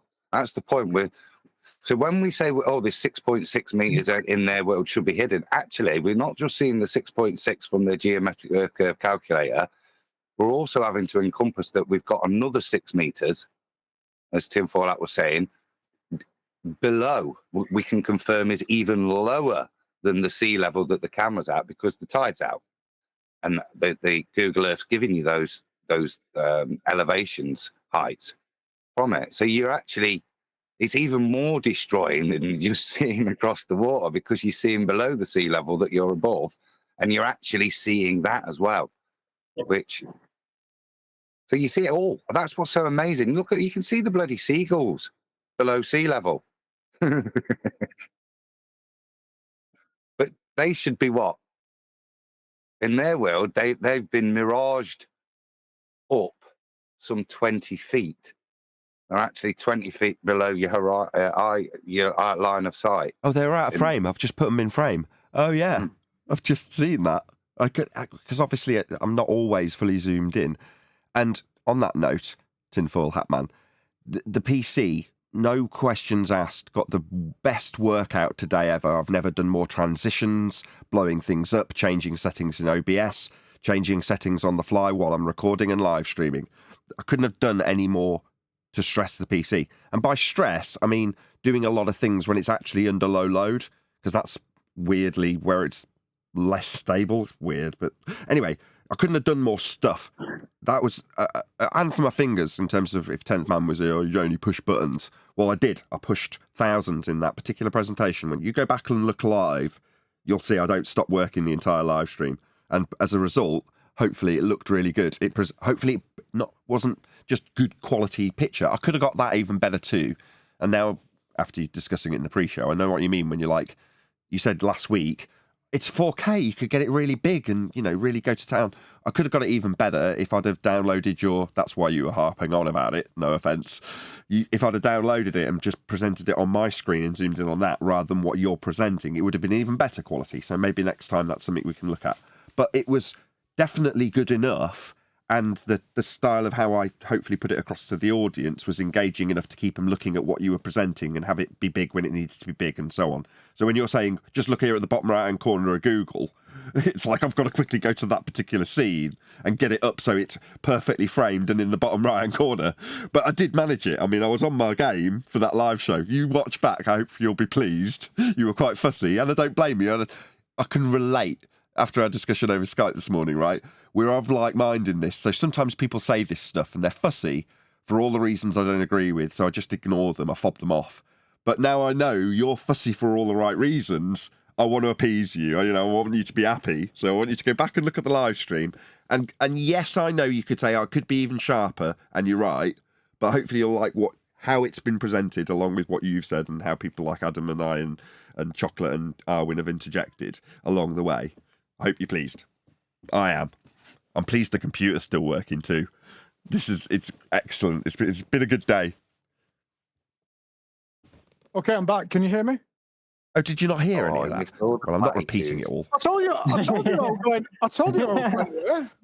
You have to listen to the after show yourself now. You just got. Oh, I don't like listening to myself. I sound like a. No, it was me Oh. praising you.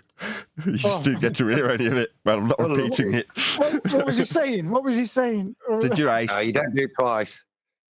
Did your ace? And I'm pleased that I was explaining that I'd worked very hard to make your presentation look as good as possible on the live stream. Hopefully, you'll be pleased when you look back. That's it. Thank you, because that's what and in my cross purposes as well, and not explaining myself properly last week. And it was a little bit stressful as well because we were just running out of time for the actual show to go live. But anyway, we've got past that now. But yeah, what it is really, and maybe it's because I'm anal or whatever, but I compare it to like music. You work in studio music and everything. You're getting everything. You acoustically treating the room. You're EQing. You're doing all this stuff. You're using this really good quality equipment to get that extra final bit of like sound quality and all this.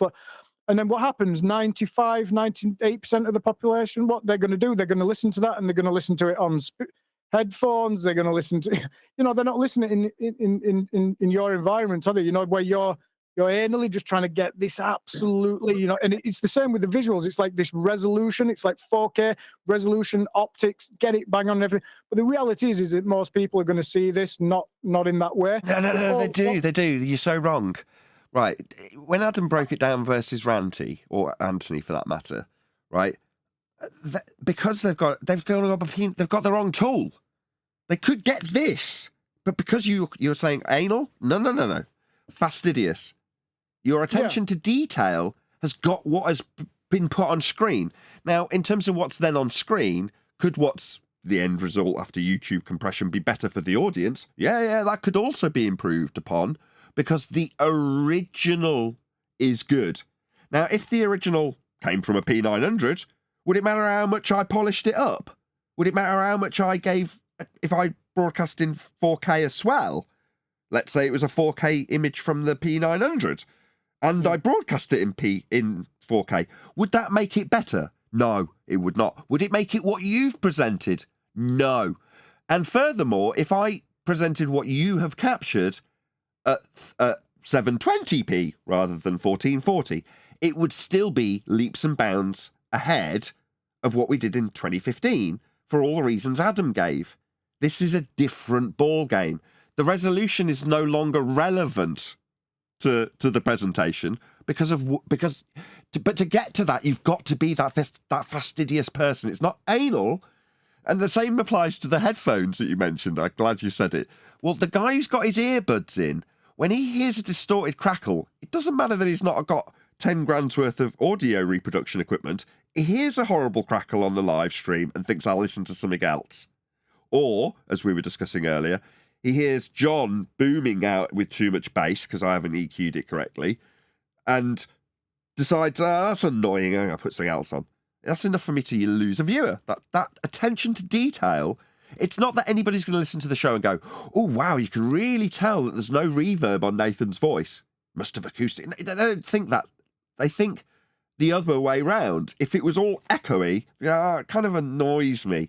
There's a YouTuber that does videos on true crime, and he's got 2.5 million subscribers or something, and something beast or something like that. Anyway, the guy has got unbelievable echo in his videos, and it's so irritating. I had to stop watching him and unsubscribed because it's so jarring.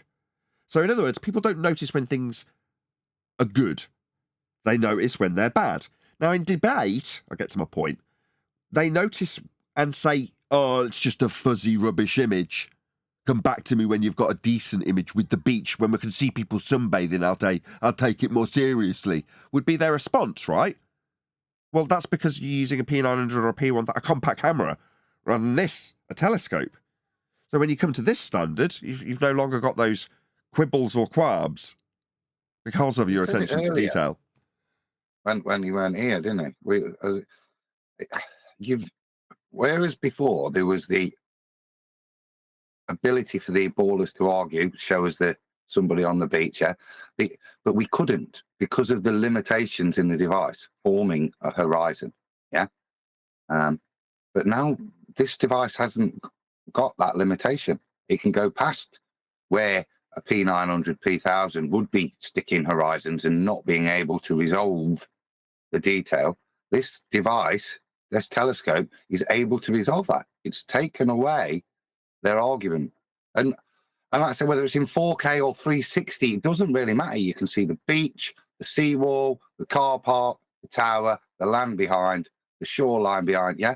All of those things, doesn't matter the quality you see them in right now. It's the simple fact that you can resolve them and differentiate them. That was never possible before. But they're That's one and the same thing. danger. But they are one and the same thing. The ability to resolve it is as a consequence of someone saying, I want to pay attention to the detail. When you're like, oh, I want to get the camera holder, the iPhone holder out of the way, you're like, oh, that irks me. I must correct this. Other people don't. Oh, do I need a tripod to do this 30-mile observation? Yeah, you absolutely need a tripod. Are you having me on? You need a good one as well. Yeah. You need to spend £150 minimum on that tripod. What do you mean you'll balance it on the wall? You're kidding, right? £150? Some people care. Some people don't. You just look at Manfrotto tripods. They for a decent one, $1,000. Yeah. Well, Nathan, you might be able to do it without a tripod if you're as steady as a surgeon. But no. Holding it on your shoulder, a tripod's a lot easier. No. Even then, when you say steady as a surgeon's working with a scalpel, right? Yeah, I get your analogy, but it's wrong. A scalpel against a piece of vein, for the sake of argument, you're working within millimeters, and it's precision. To move the scalpel by a fraction of a hair over a piece of tendon, when you compare that to moving the camera a hair, what you've just seen on screen now, you see that movement of that line? That's what it would do. It's amplified by orders of magnitude when you move something a hair at these distances. You've only got to move it a hair, and you've moved halfway across the landmass. You know what I mean? Right. No, but effectively, you have to use the camera like a scalpel, a really, really heavy scalpel. Okay, you hang on to that analogy. It will work. Right? Scalpel with the actual visual on the scalpel. Yes, fine. You need a lot of precision, yes. But you also need the tools to offer you that precision. And some people think, I've got a very steady hand and I'll put my camera that's compact on this wall. And fine, that's good. That'll get you 80% of the way. However, a different man, tinfoil hat man, looks at it and goes, that is the wrong tool for the job. That is the wrong position to be in. Everything's wrong here. But that's not being anal. That's analysing a situation and going, what's the right tool? This ain't it. Let's try this tool. This is pretty good. I can do better. Refining it, you end up with this. A lightweight, compact camera isn't good enough. That's just the bottom line, isn't it? Then you step up to this standard and go, unfortunately, now we've realised that what Adam concisely described for quite some time up until this point, the optical point of dissolution being described as a horizon. When you've got land meeting land in the Isle of Man? No, that was the limitation of the camera we were using. But they called it Earth curve. No, it weren't Earth curve. No, it weren't a horizon. But yes, it was claimed to be at 1.2 times the square root of the observer's height and feet, admirably demonstrating with the help of tinfoil hat man's imagery that all they did was hijack the point of optical dissolution based on aperture, which gets pushed out further if you increase the aperture versus your eye, which is what the basic Earth curve maths was based on and we exposed in 2016. Now we're at the point where, because we know that, it isn't, obviously we've just got this imagery dumped on us from somebody who's gone out and got it, but as a consequence of us knowing how to summarise it, we can say this takes away what they had formerly described as Earth curve because it was simply a hijacking of perspective. One of those optical effects is an induction or an induced limitation that they used to call Earth curve based on an aperture limitation. The limitation of your angle against the deck with a small aperture will reduce the point that you can resolve further along the deck. Well, that's what we had. That's what we argued about being Earth curve. Here we are again in 2023. Now there's nothing to call Earth curve anymore because we don't have a point of optical dissolution. The equipment has overcome it. So whether you say, "Oh, get me something that's showing the beach," get me something that's showing Earth curve, sunshine. Because now we've overcome your limitation that you needed to claim it was Earth curve in the pictures. It ain't there anymore. Yeah, but you didn't overcome the limitations in their mind. They can still think of it as Earth curve. So That's not what my you're problem. saying is basically it sounds like camera technology has overtaken rocket technology. It's That's what not a that camera. How dare you? What? No, that's what I said in the live show. This call to action came from Math Powerland in 2014. Turn your telescopes to the horizon, he said. How right he was. I've not heard of Math Powerland. My wife and I have listened to you guys. Obviously, we know of all these others. We've listened to a few, Jeranism, David Weiss, all Eric DeBay, you all know. And Flat Earth Debate, we listened and we knew that this was the place to come. We've got nothing but love and respect for all of you. What you've been doing since 2015 and battle hardened now. Yes, hopefully, yes. But what of this Math Powerland? Is that your question? Well, I don't know who he is, but hopefully, all I'm doing now, well, me and my wife are doing, because she's come with me on these things. But all we're hopefully doing is now just giving you a visual and a visceral representation now of everything you've been saying. Is just now backed up. And the thing is, the way I see things is like, time to take this hijacking back. And all I know is that we've made the decision to come in with you. You don't call me Ranty Mark II. I don't know what happened there or what went on. Who cares?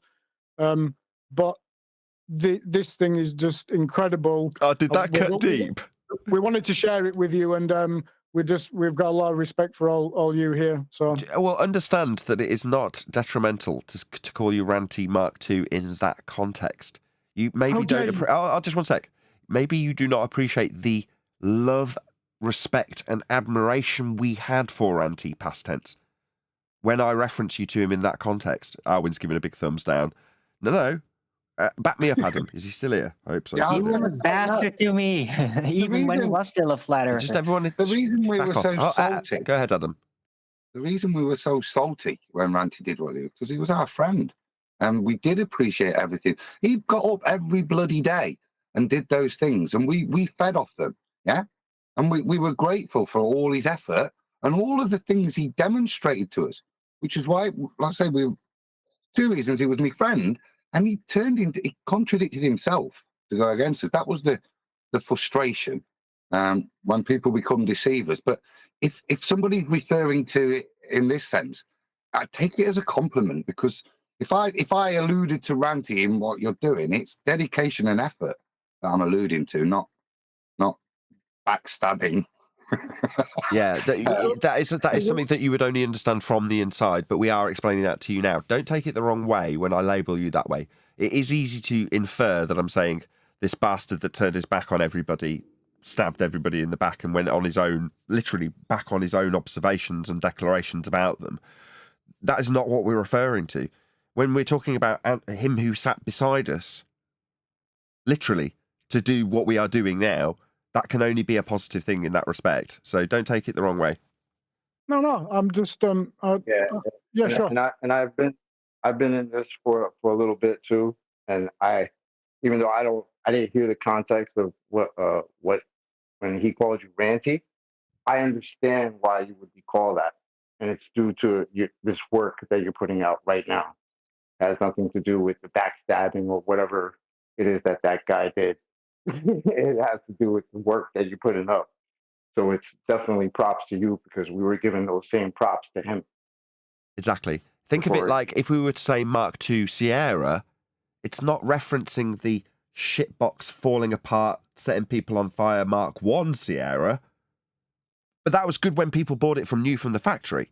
We're talking about the new hotness of the Mark II Sierra. I promise you, I will never call you Ranty 2.0. We won't compare you to Ranty again, and I did it in the most overt way there to get a rise, and it didn't achieve one. So kudos to you. Besides, I hate Sierras. as a personality, you're completely different. Like Ranty really he loved the attention, loved to show off with his work. You're completely different. Your attitude is different. I was going to say you've got one. As that would have been a better summary when it comes to personality.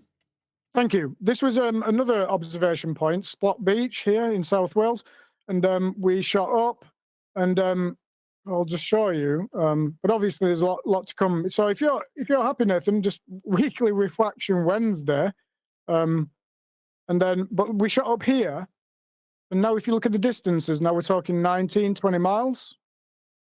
Okay, and then you hit this first Prince of Wales Bridge that goes across here, and you can see the cars and stuff on it.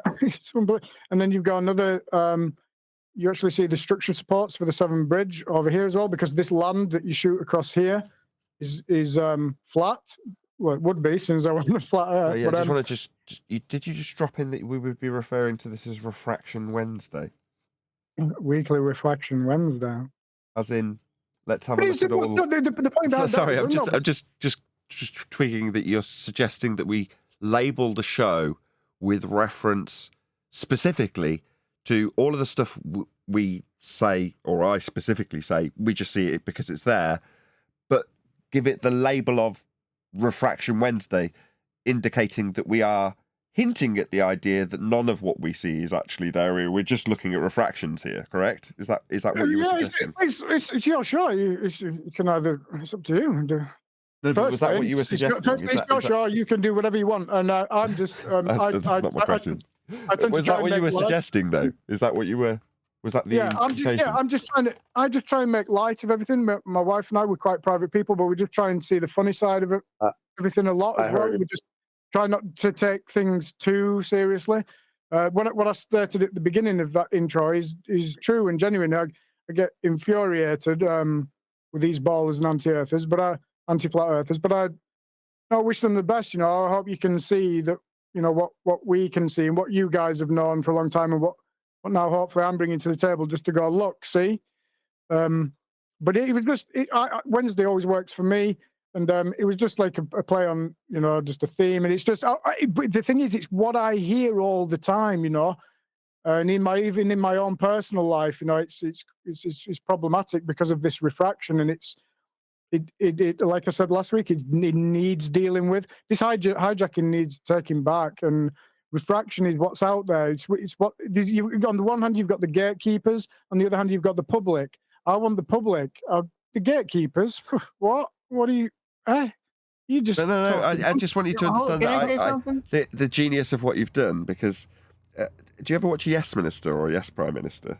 Yeah, I used to. Well, not religiously, but I know what you're talking about. Yeah. Well, they would suggest that you put the dirty little secret right on the cover of the book, because then most people will brush past it.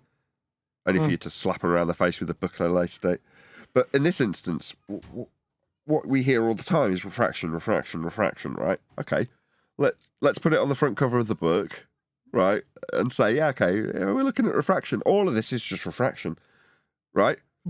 Yeah, precisely, because that's why I've called myself tinfoil hat man, because this is what they do. They say, you're a tinfoil hat man, conspiracy theory, so I go, oh, okay, I'll embrace what you're telling me. That, yeah, I am tinfoil hat man. Here I am.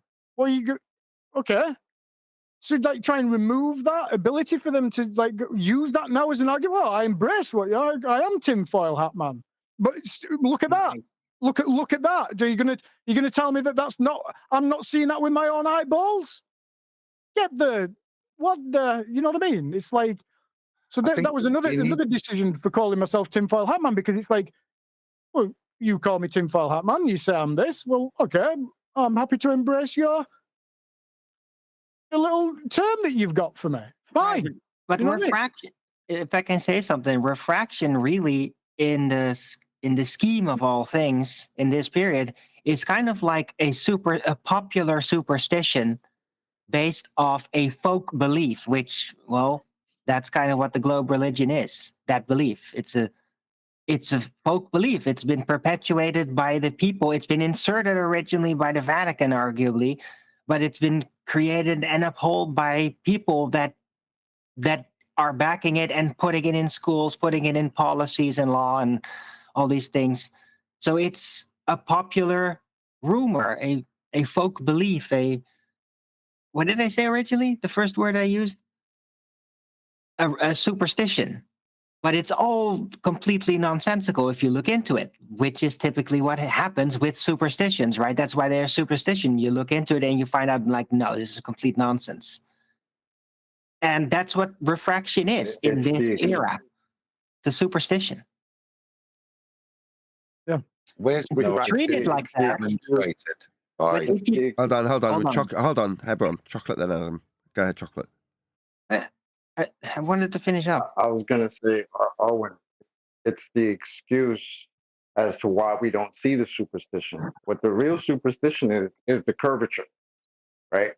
That's the superstition.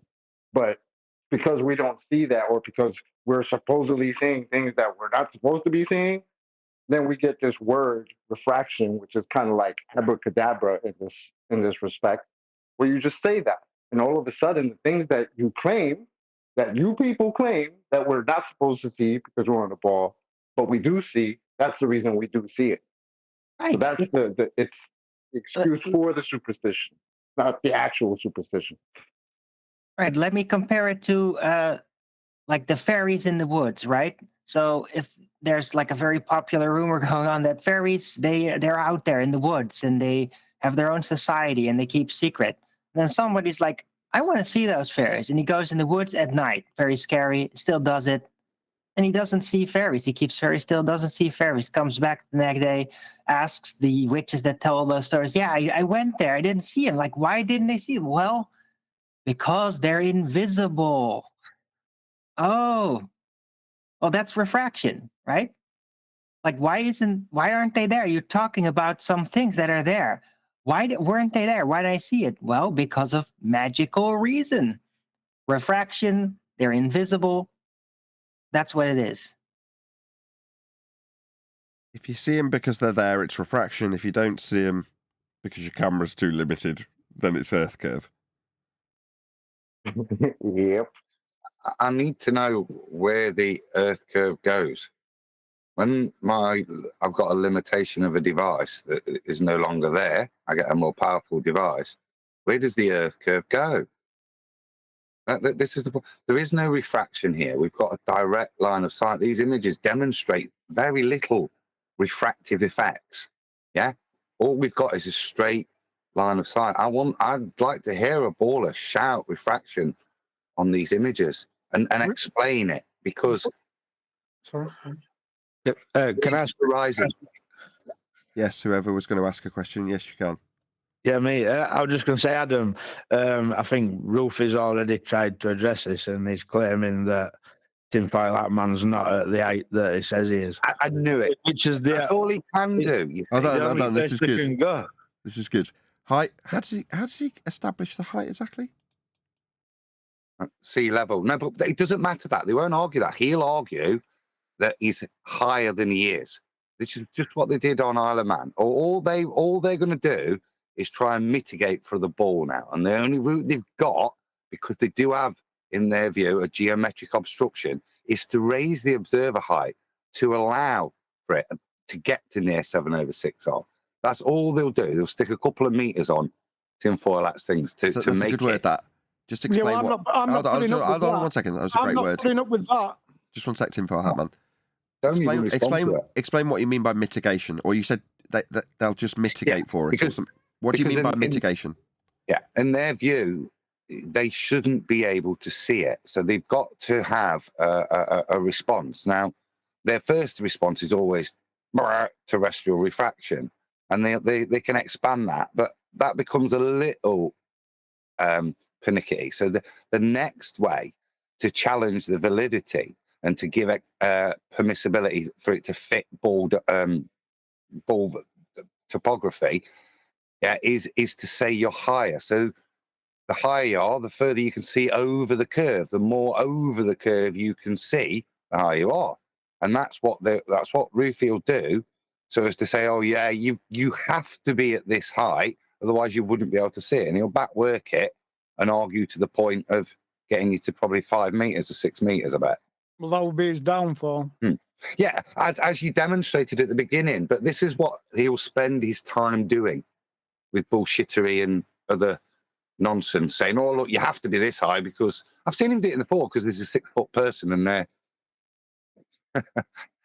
you know, in the distance or something, and they're above the horizon. You know, strange ways that he will question. And this is the point: question your integrity.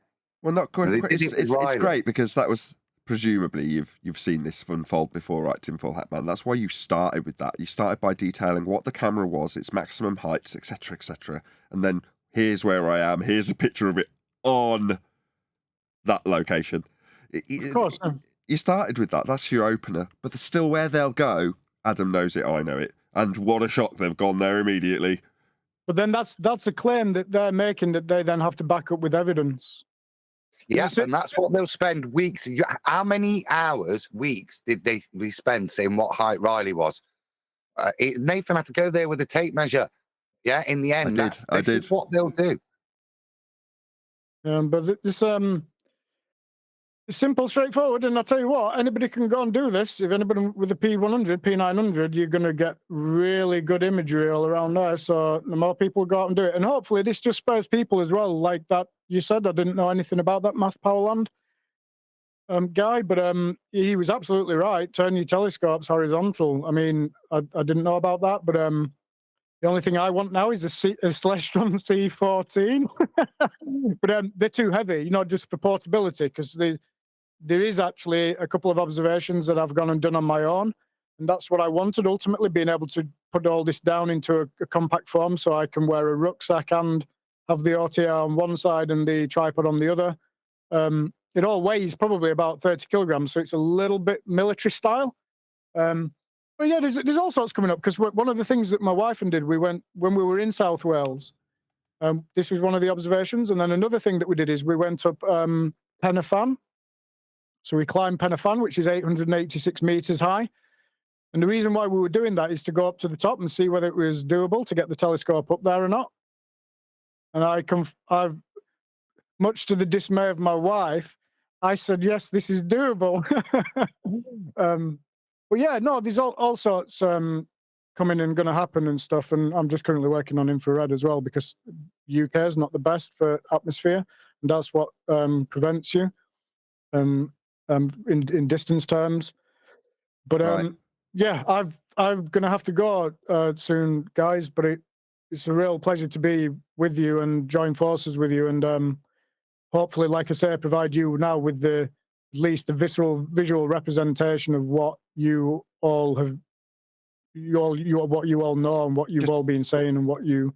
Just as you got to mention, not to decry, and thank you very much for presenting it to us as always, Tinfoil Hat Man. But in terms of Math Powerland's the guy who kicked off the current resurgence of flat Earth. Okay. Maybe I should know about him then. But for some reason, I don't. You weren't here, whatever it was. He was doing it in 2004, 2005 by being on stage talking about NASA fakery and flat Earth for a live audience as a comedian. And then that got published in 2014 by Eric DeBay. And that pissed off Math Powerland royally. And then they fought ever since. But there we go. That's a story for another day. Yeah, and then 2015, it really broke loose with Mark Sargent, Flat Earth Clues, in response to all that, right? Yeah, basically. And then we came in after Patricia Steer and all that. Was we here before Patricia Steer? I'm pretty sure I was here before. Yeah, well, around the same time. I was before Math Powerland. You and I were before Adam, before Patricia. Anyway, I see a lot of fracturing, and I think if we all unite, and obviously some of this fracturing is deliberate, isn't it? From what I can establish. I agree. If we unite, we can get that painted and plastered and sorted for you. But we'll sort that out another day.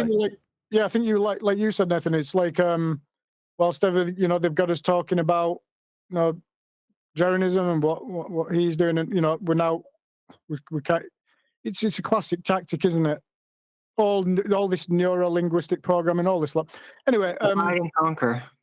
Yeah, of course. We all know this, but yeah, I'm just along with my wife as well. I could not do. I could not be here without her. She's my rock and my support. She's the most beautiful soul inside and out that I've ever met. I'm lucky, but I wouldn't be here without that. But we just, like I told you, we're quite private people, but we're just here now to come in and join with you. This is the place. You are the people.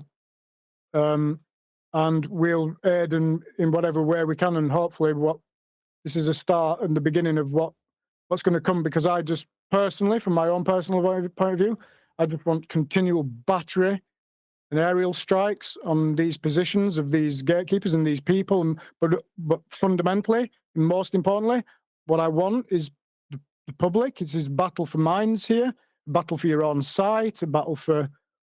It's a battle, and we need to win it. And the thing is, if you show people imagery like this, whether they're stood at the side of you or whether they see it on a video, and we live in an age, don't we, of like TikTok. I think I heard Betty talking on QE's program one time, and she was talking about, memory like goldfish, the current generation, and it's all TikTok, and it's all, life is about entertainment. You alluded to this yesterday, Nathan. You were talking about, you've on the one hand, you've got your flat earther hat, and then your YouTuber hat, and you want subscribers, you want views, of course, but what are we after here? We're after the people, the public's minds. They've been hijacked. They've been fed false information. It's disgusting.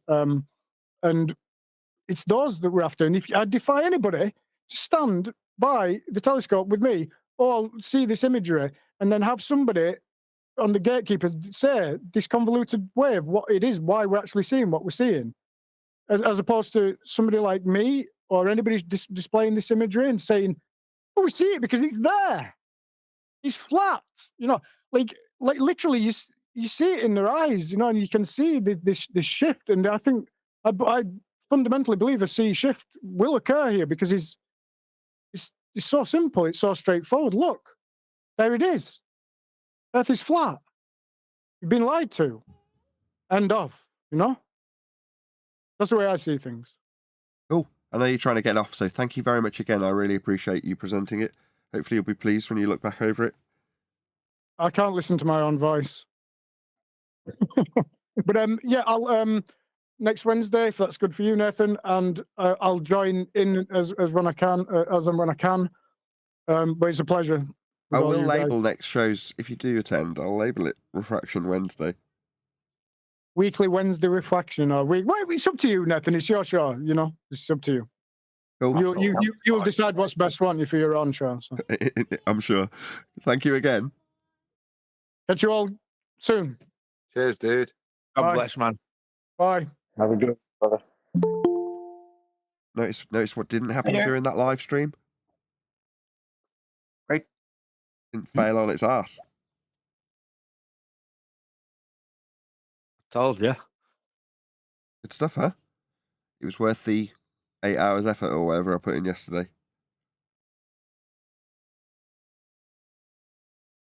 Hey, QE. Good to have you. Good morning. Morning. What's up, brother? You been chocolate? Working my butt off. I figured How as you much.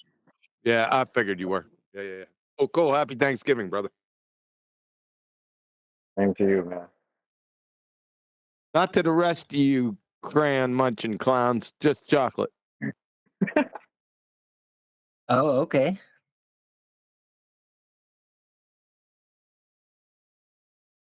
I'd like to wish you a happy Thanksgiving. The festive. Oh, there's another one. Oh, welcome back. Okay. I, as you were, happy Thanksgiving to the Englishman Adam. I haven't heard from him in a while. Sir, how are you? Not bad, bro. Not bad. I was listening last night. I was impressed with your local, your own native history. Yeah, I don't know why we celebrate Thanksgiving. Something to do with killing Indians. Yeah, that's what it is. That's how I'd look at it. Funny.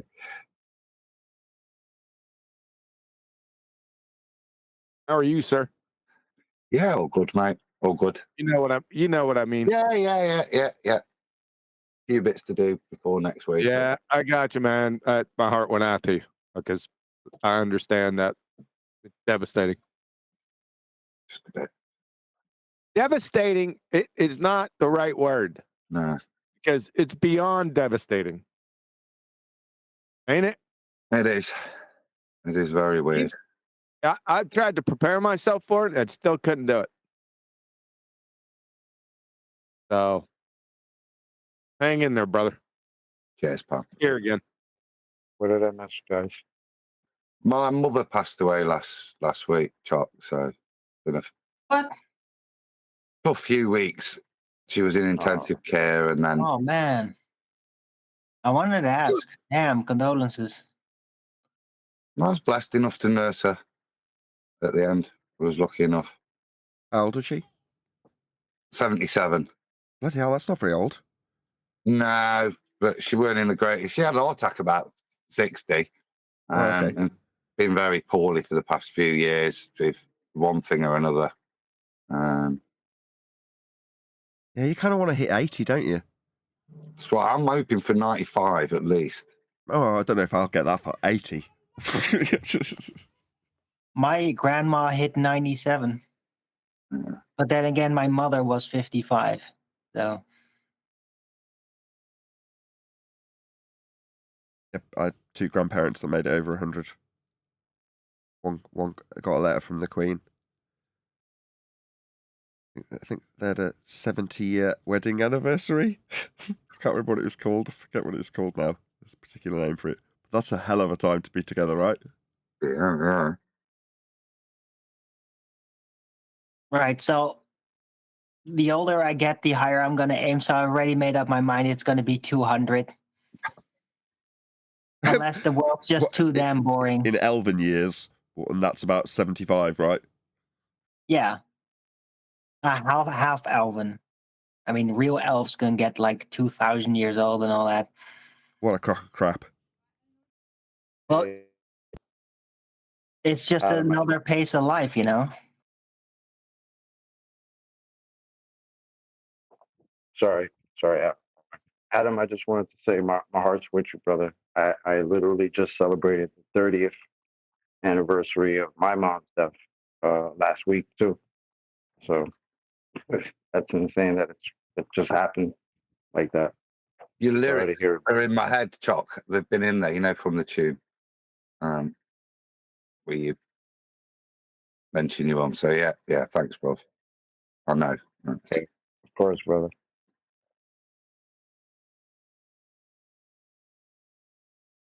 I had to say it in code on one of the shows. I felt really bad doing it that way. I got it.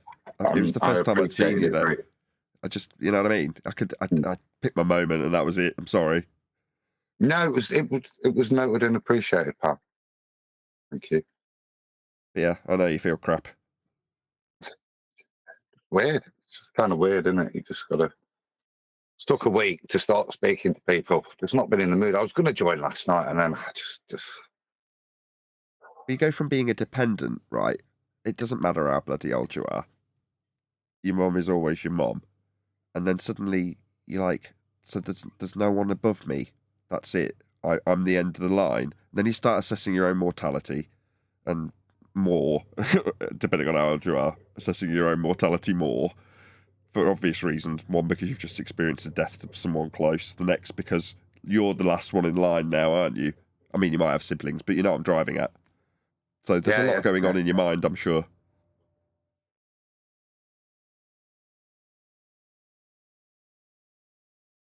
Not to mention you've got to grieve the person's death. Obviously, that's first and foremost. That's not the worst. You can't do that till you get the funeral out of the way. It's kind of a limbo time at the moment. We've got a week at least, so it's not too bad. Which is not bad for the UK. It was a week and a half. Sorry, when's the funeral? Next Wednesday. Okay, so it's still a little while. Yeah, you are in that limbo period then when, you have an outpouring either at the funeral or most likely during or after. Just one of them, innit? In the meantime, you're like, there's preparations to be done. other people to be asked about, all that sort of stuff. Yeah. I'm going to try and write her a nice little eulogy. So. Are you doing the eulogy? I'm going to, yeah. I'm going to try my best. The vicar said, look, if you fall apart, Albert, just have it on paper. So, do you think you will? Nah. Not till the end. Yeah, I did a eulogy for my sister's husband when he died. Very difficult to hold it together. You think you will? No, I know it's going to be hard. I'm under no illusion, but I'm praying for strength. So. Just rehearse it. That would be my advice. Write it down, get it down pegged, read it 50 times. Yeah. And you won't need to actually look at the paper. Have it with you in case you need to, because you get overwhelmed and then it's a crutch, as opposed to needing to read it. That's not good. It'll not be too long. Ain't gonna matter. He ain't gonna make it. Yeah, I don't doubt it, Kiwi, but thank you. I'll have a $5 on me making it, but I'm happy with the book being opened, and I'll give you an honest response. This is we've got to qualify this for the Americans now. We British get very dark in our humour around death. So us joking that we would place bets on Adam's mourning, that's just dark humour with British. That's just what we do. That's how we cope with death. Fair enough. Americans would take that very, very wrong very quickly, Adam. No takers then. Beautifully topped off. Yeah. That's all right. I understood. I like Guy Ritchie movies. It's just an opportunity to earn a couple of quid out of you. You know what I mean? My brother worked as a grave digger, right? He's a gardener now, but he likes the outdoors, and one of the jobs he had was grave digging. You know, it appealed to him for many different reasons. But one of them he didn't expect was the sense of humour of the people who work in that industry, which he explained was exceptional. They have like unilaterally, all the people who work with dead bodies generally have a really good sense of humour because you have to. So they try and outdo each other in terms of that type of humour, dark humour often. So I don't think I'll go into too much detail with any of the regurgitations of some of the jokes, but you get my point.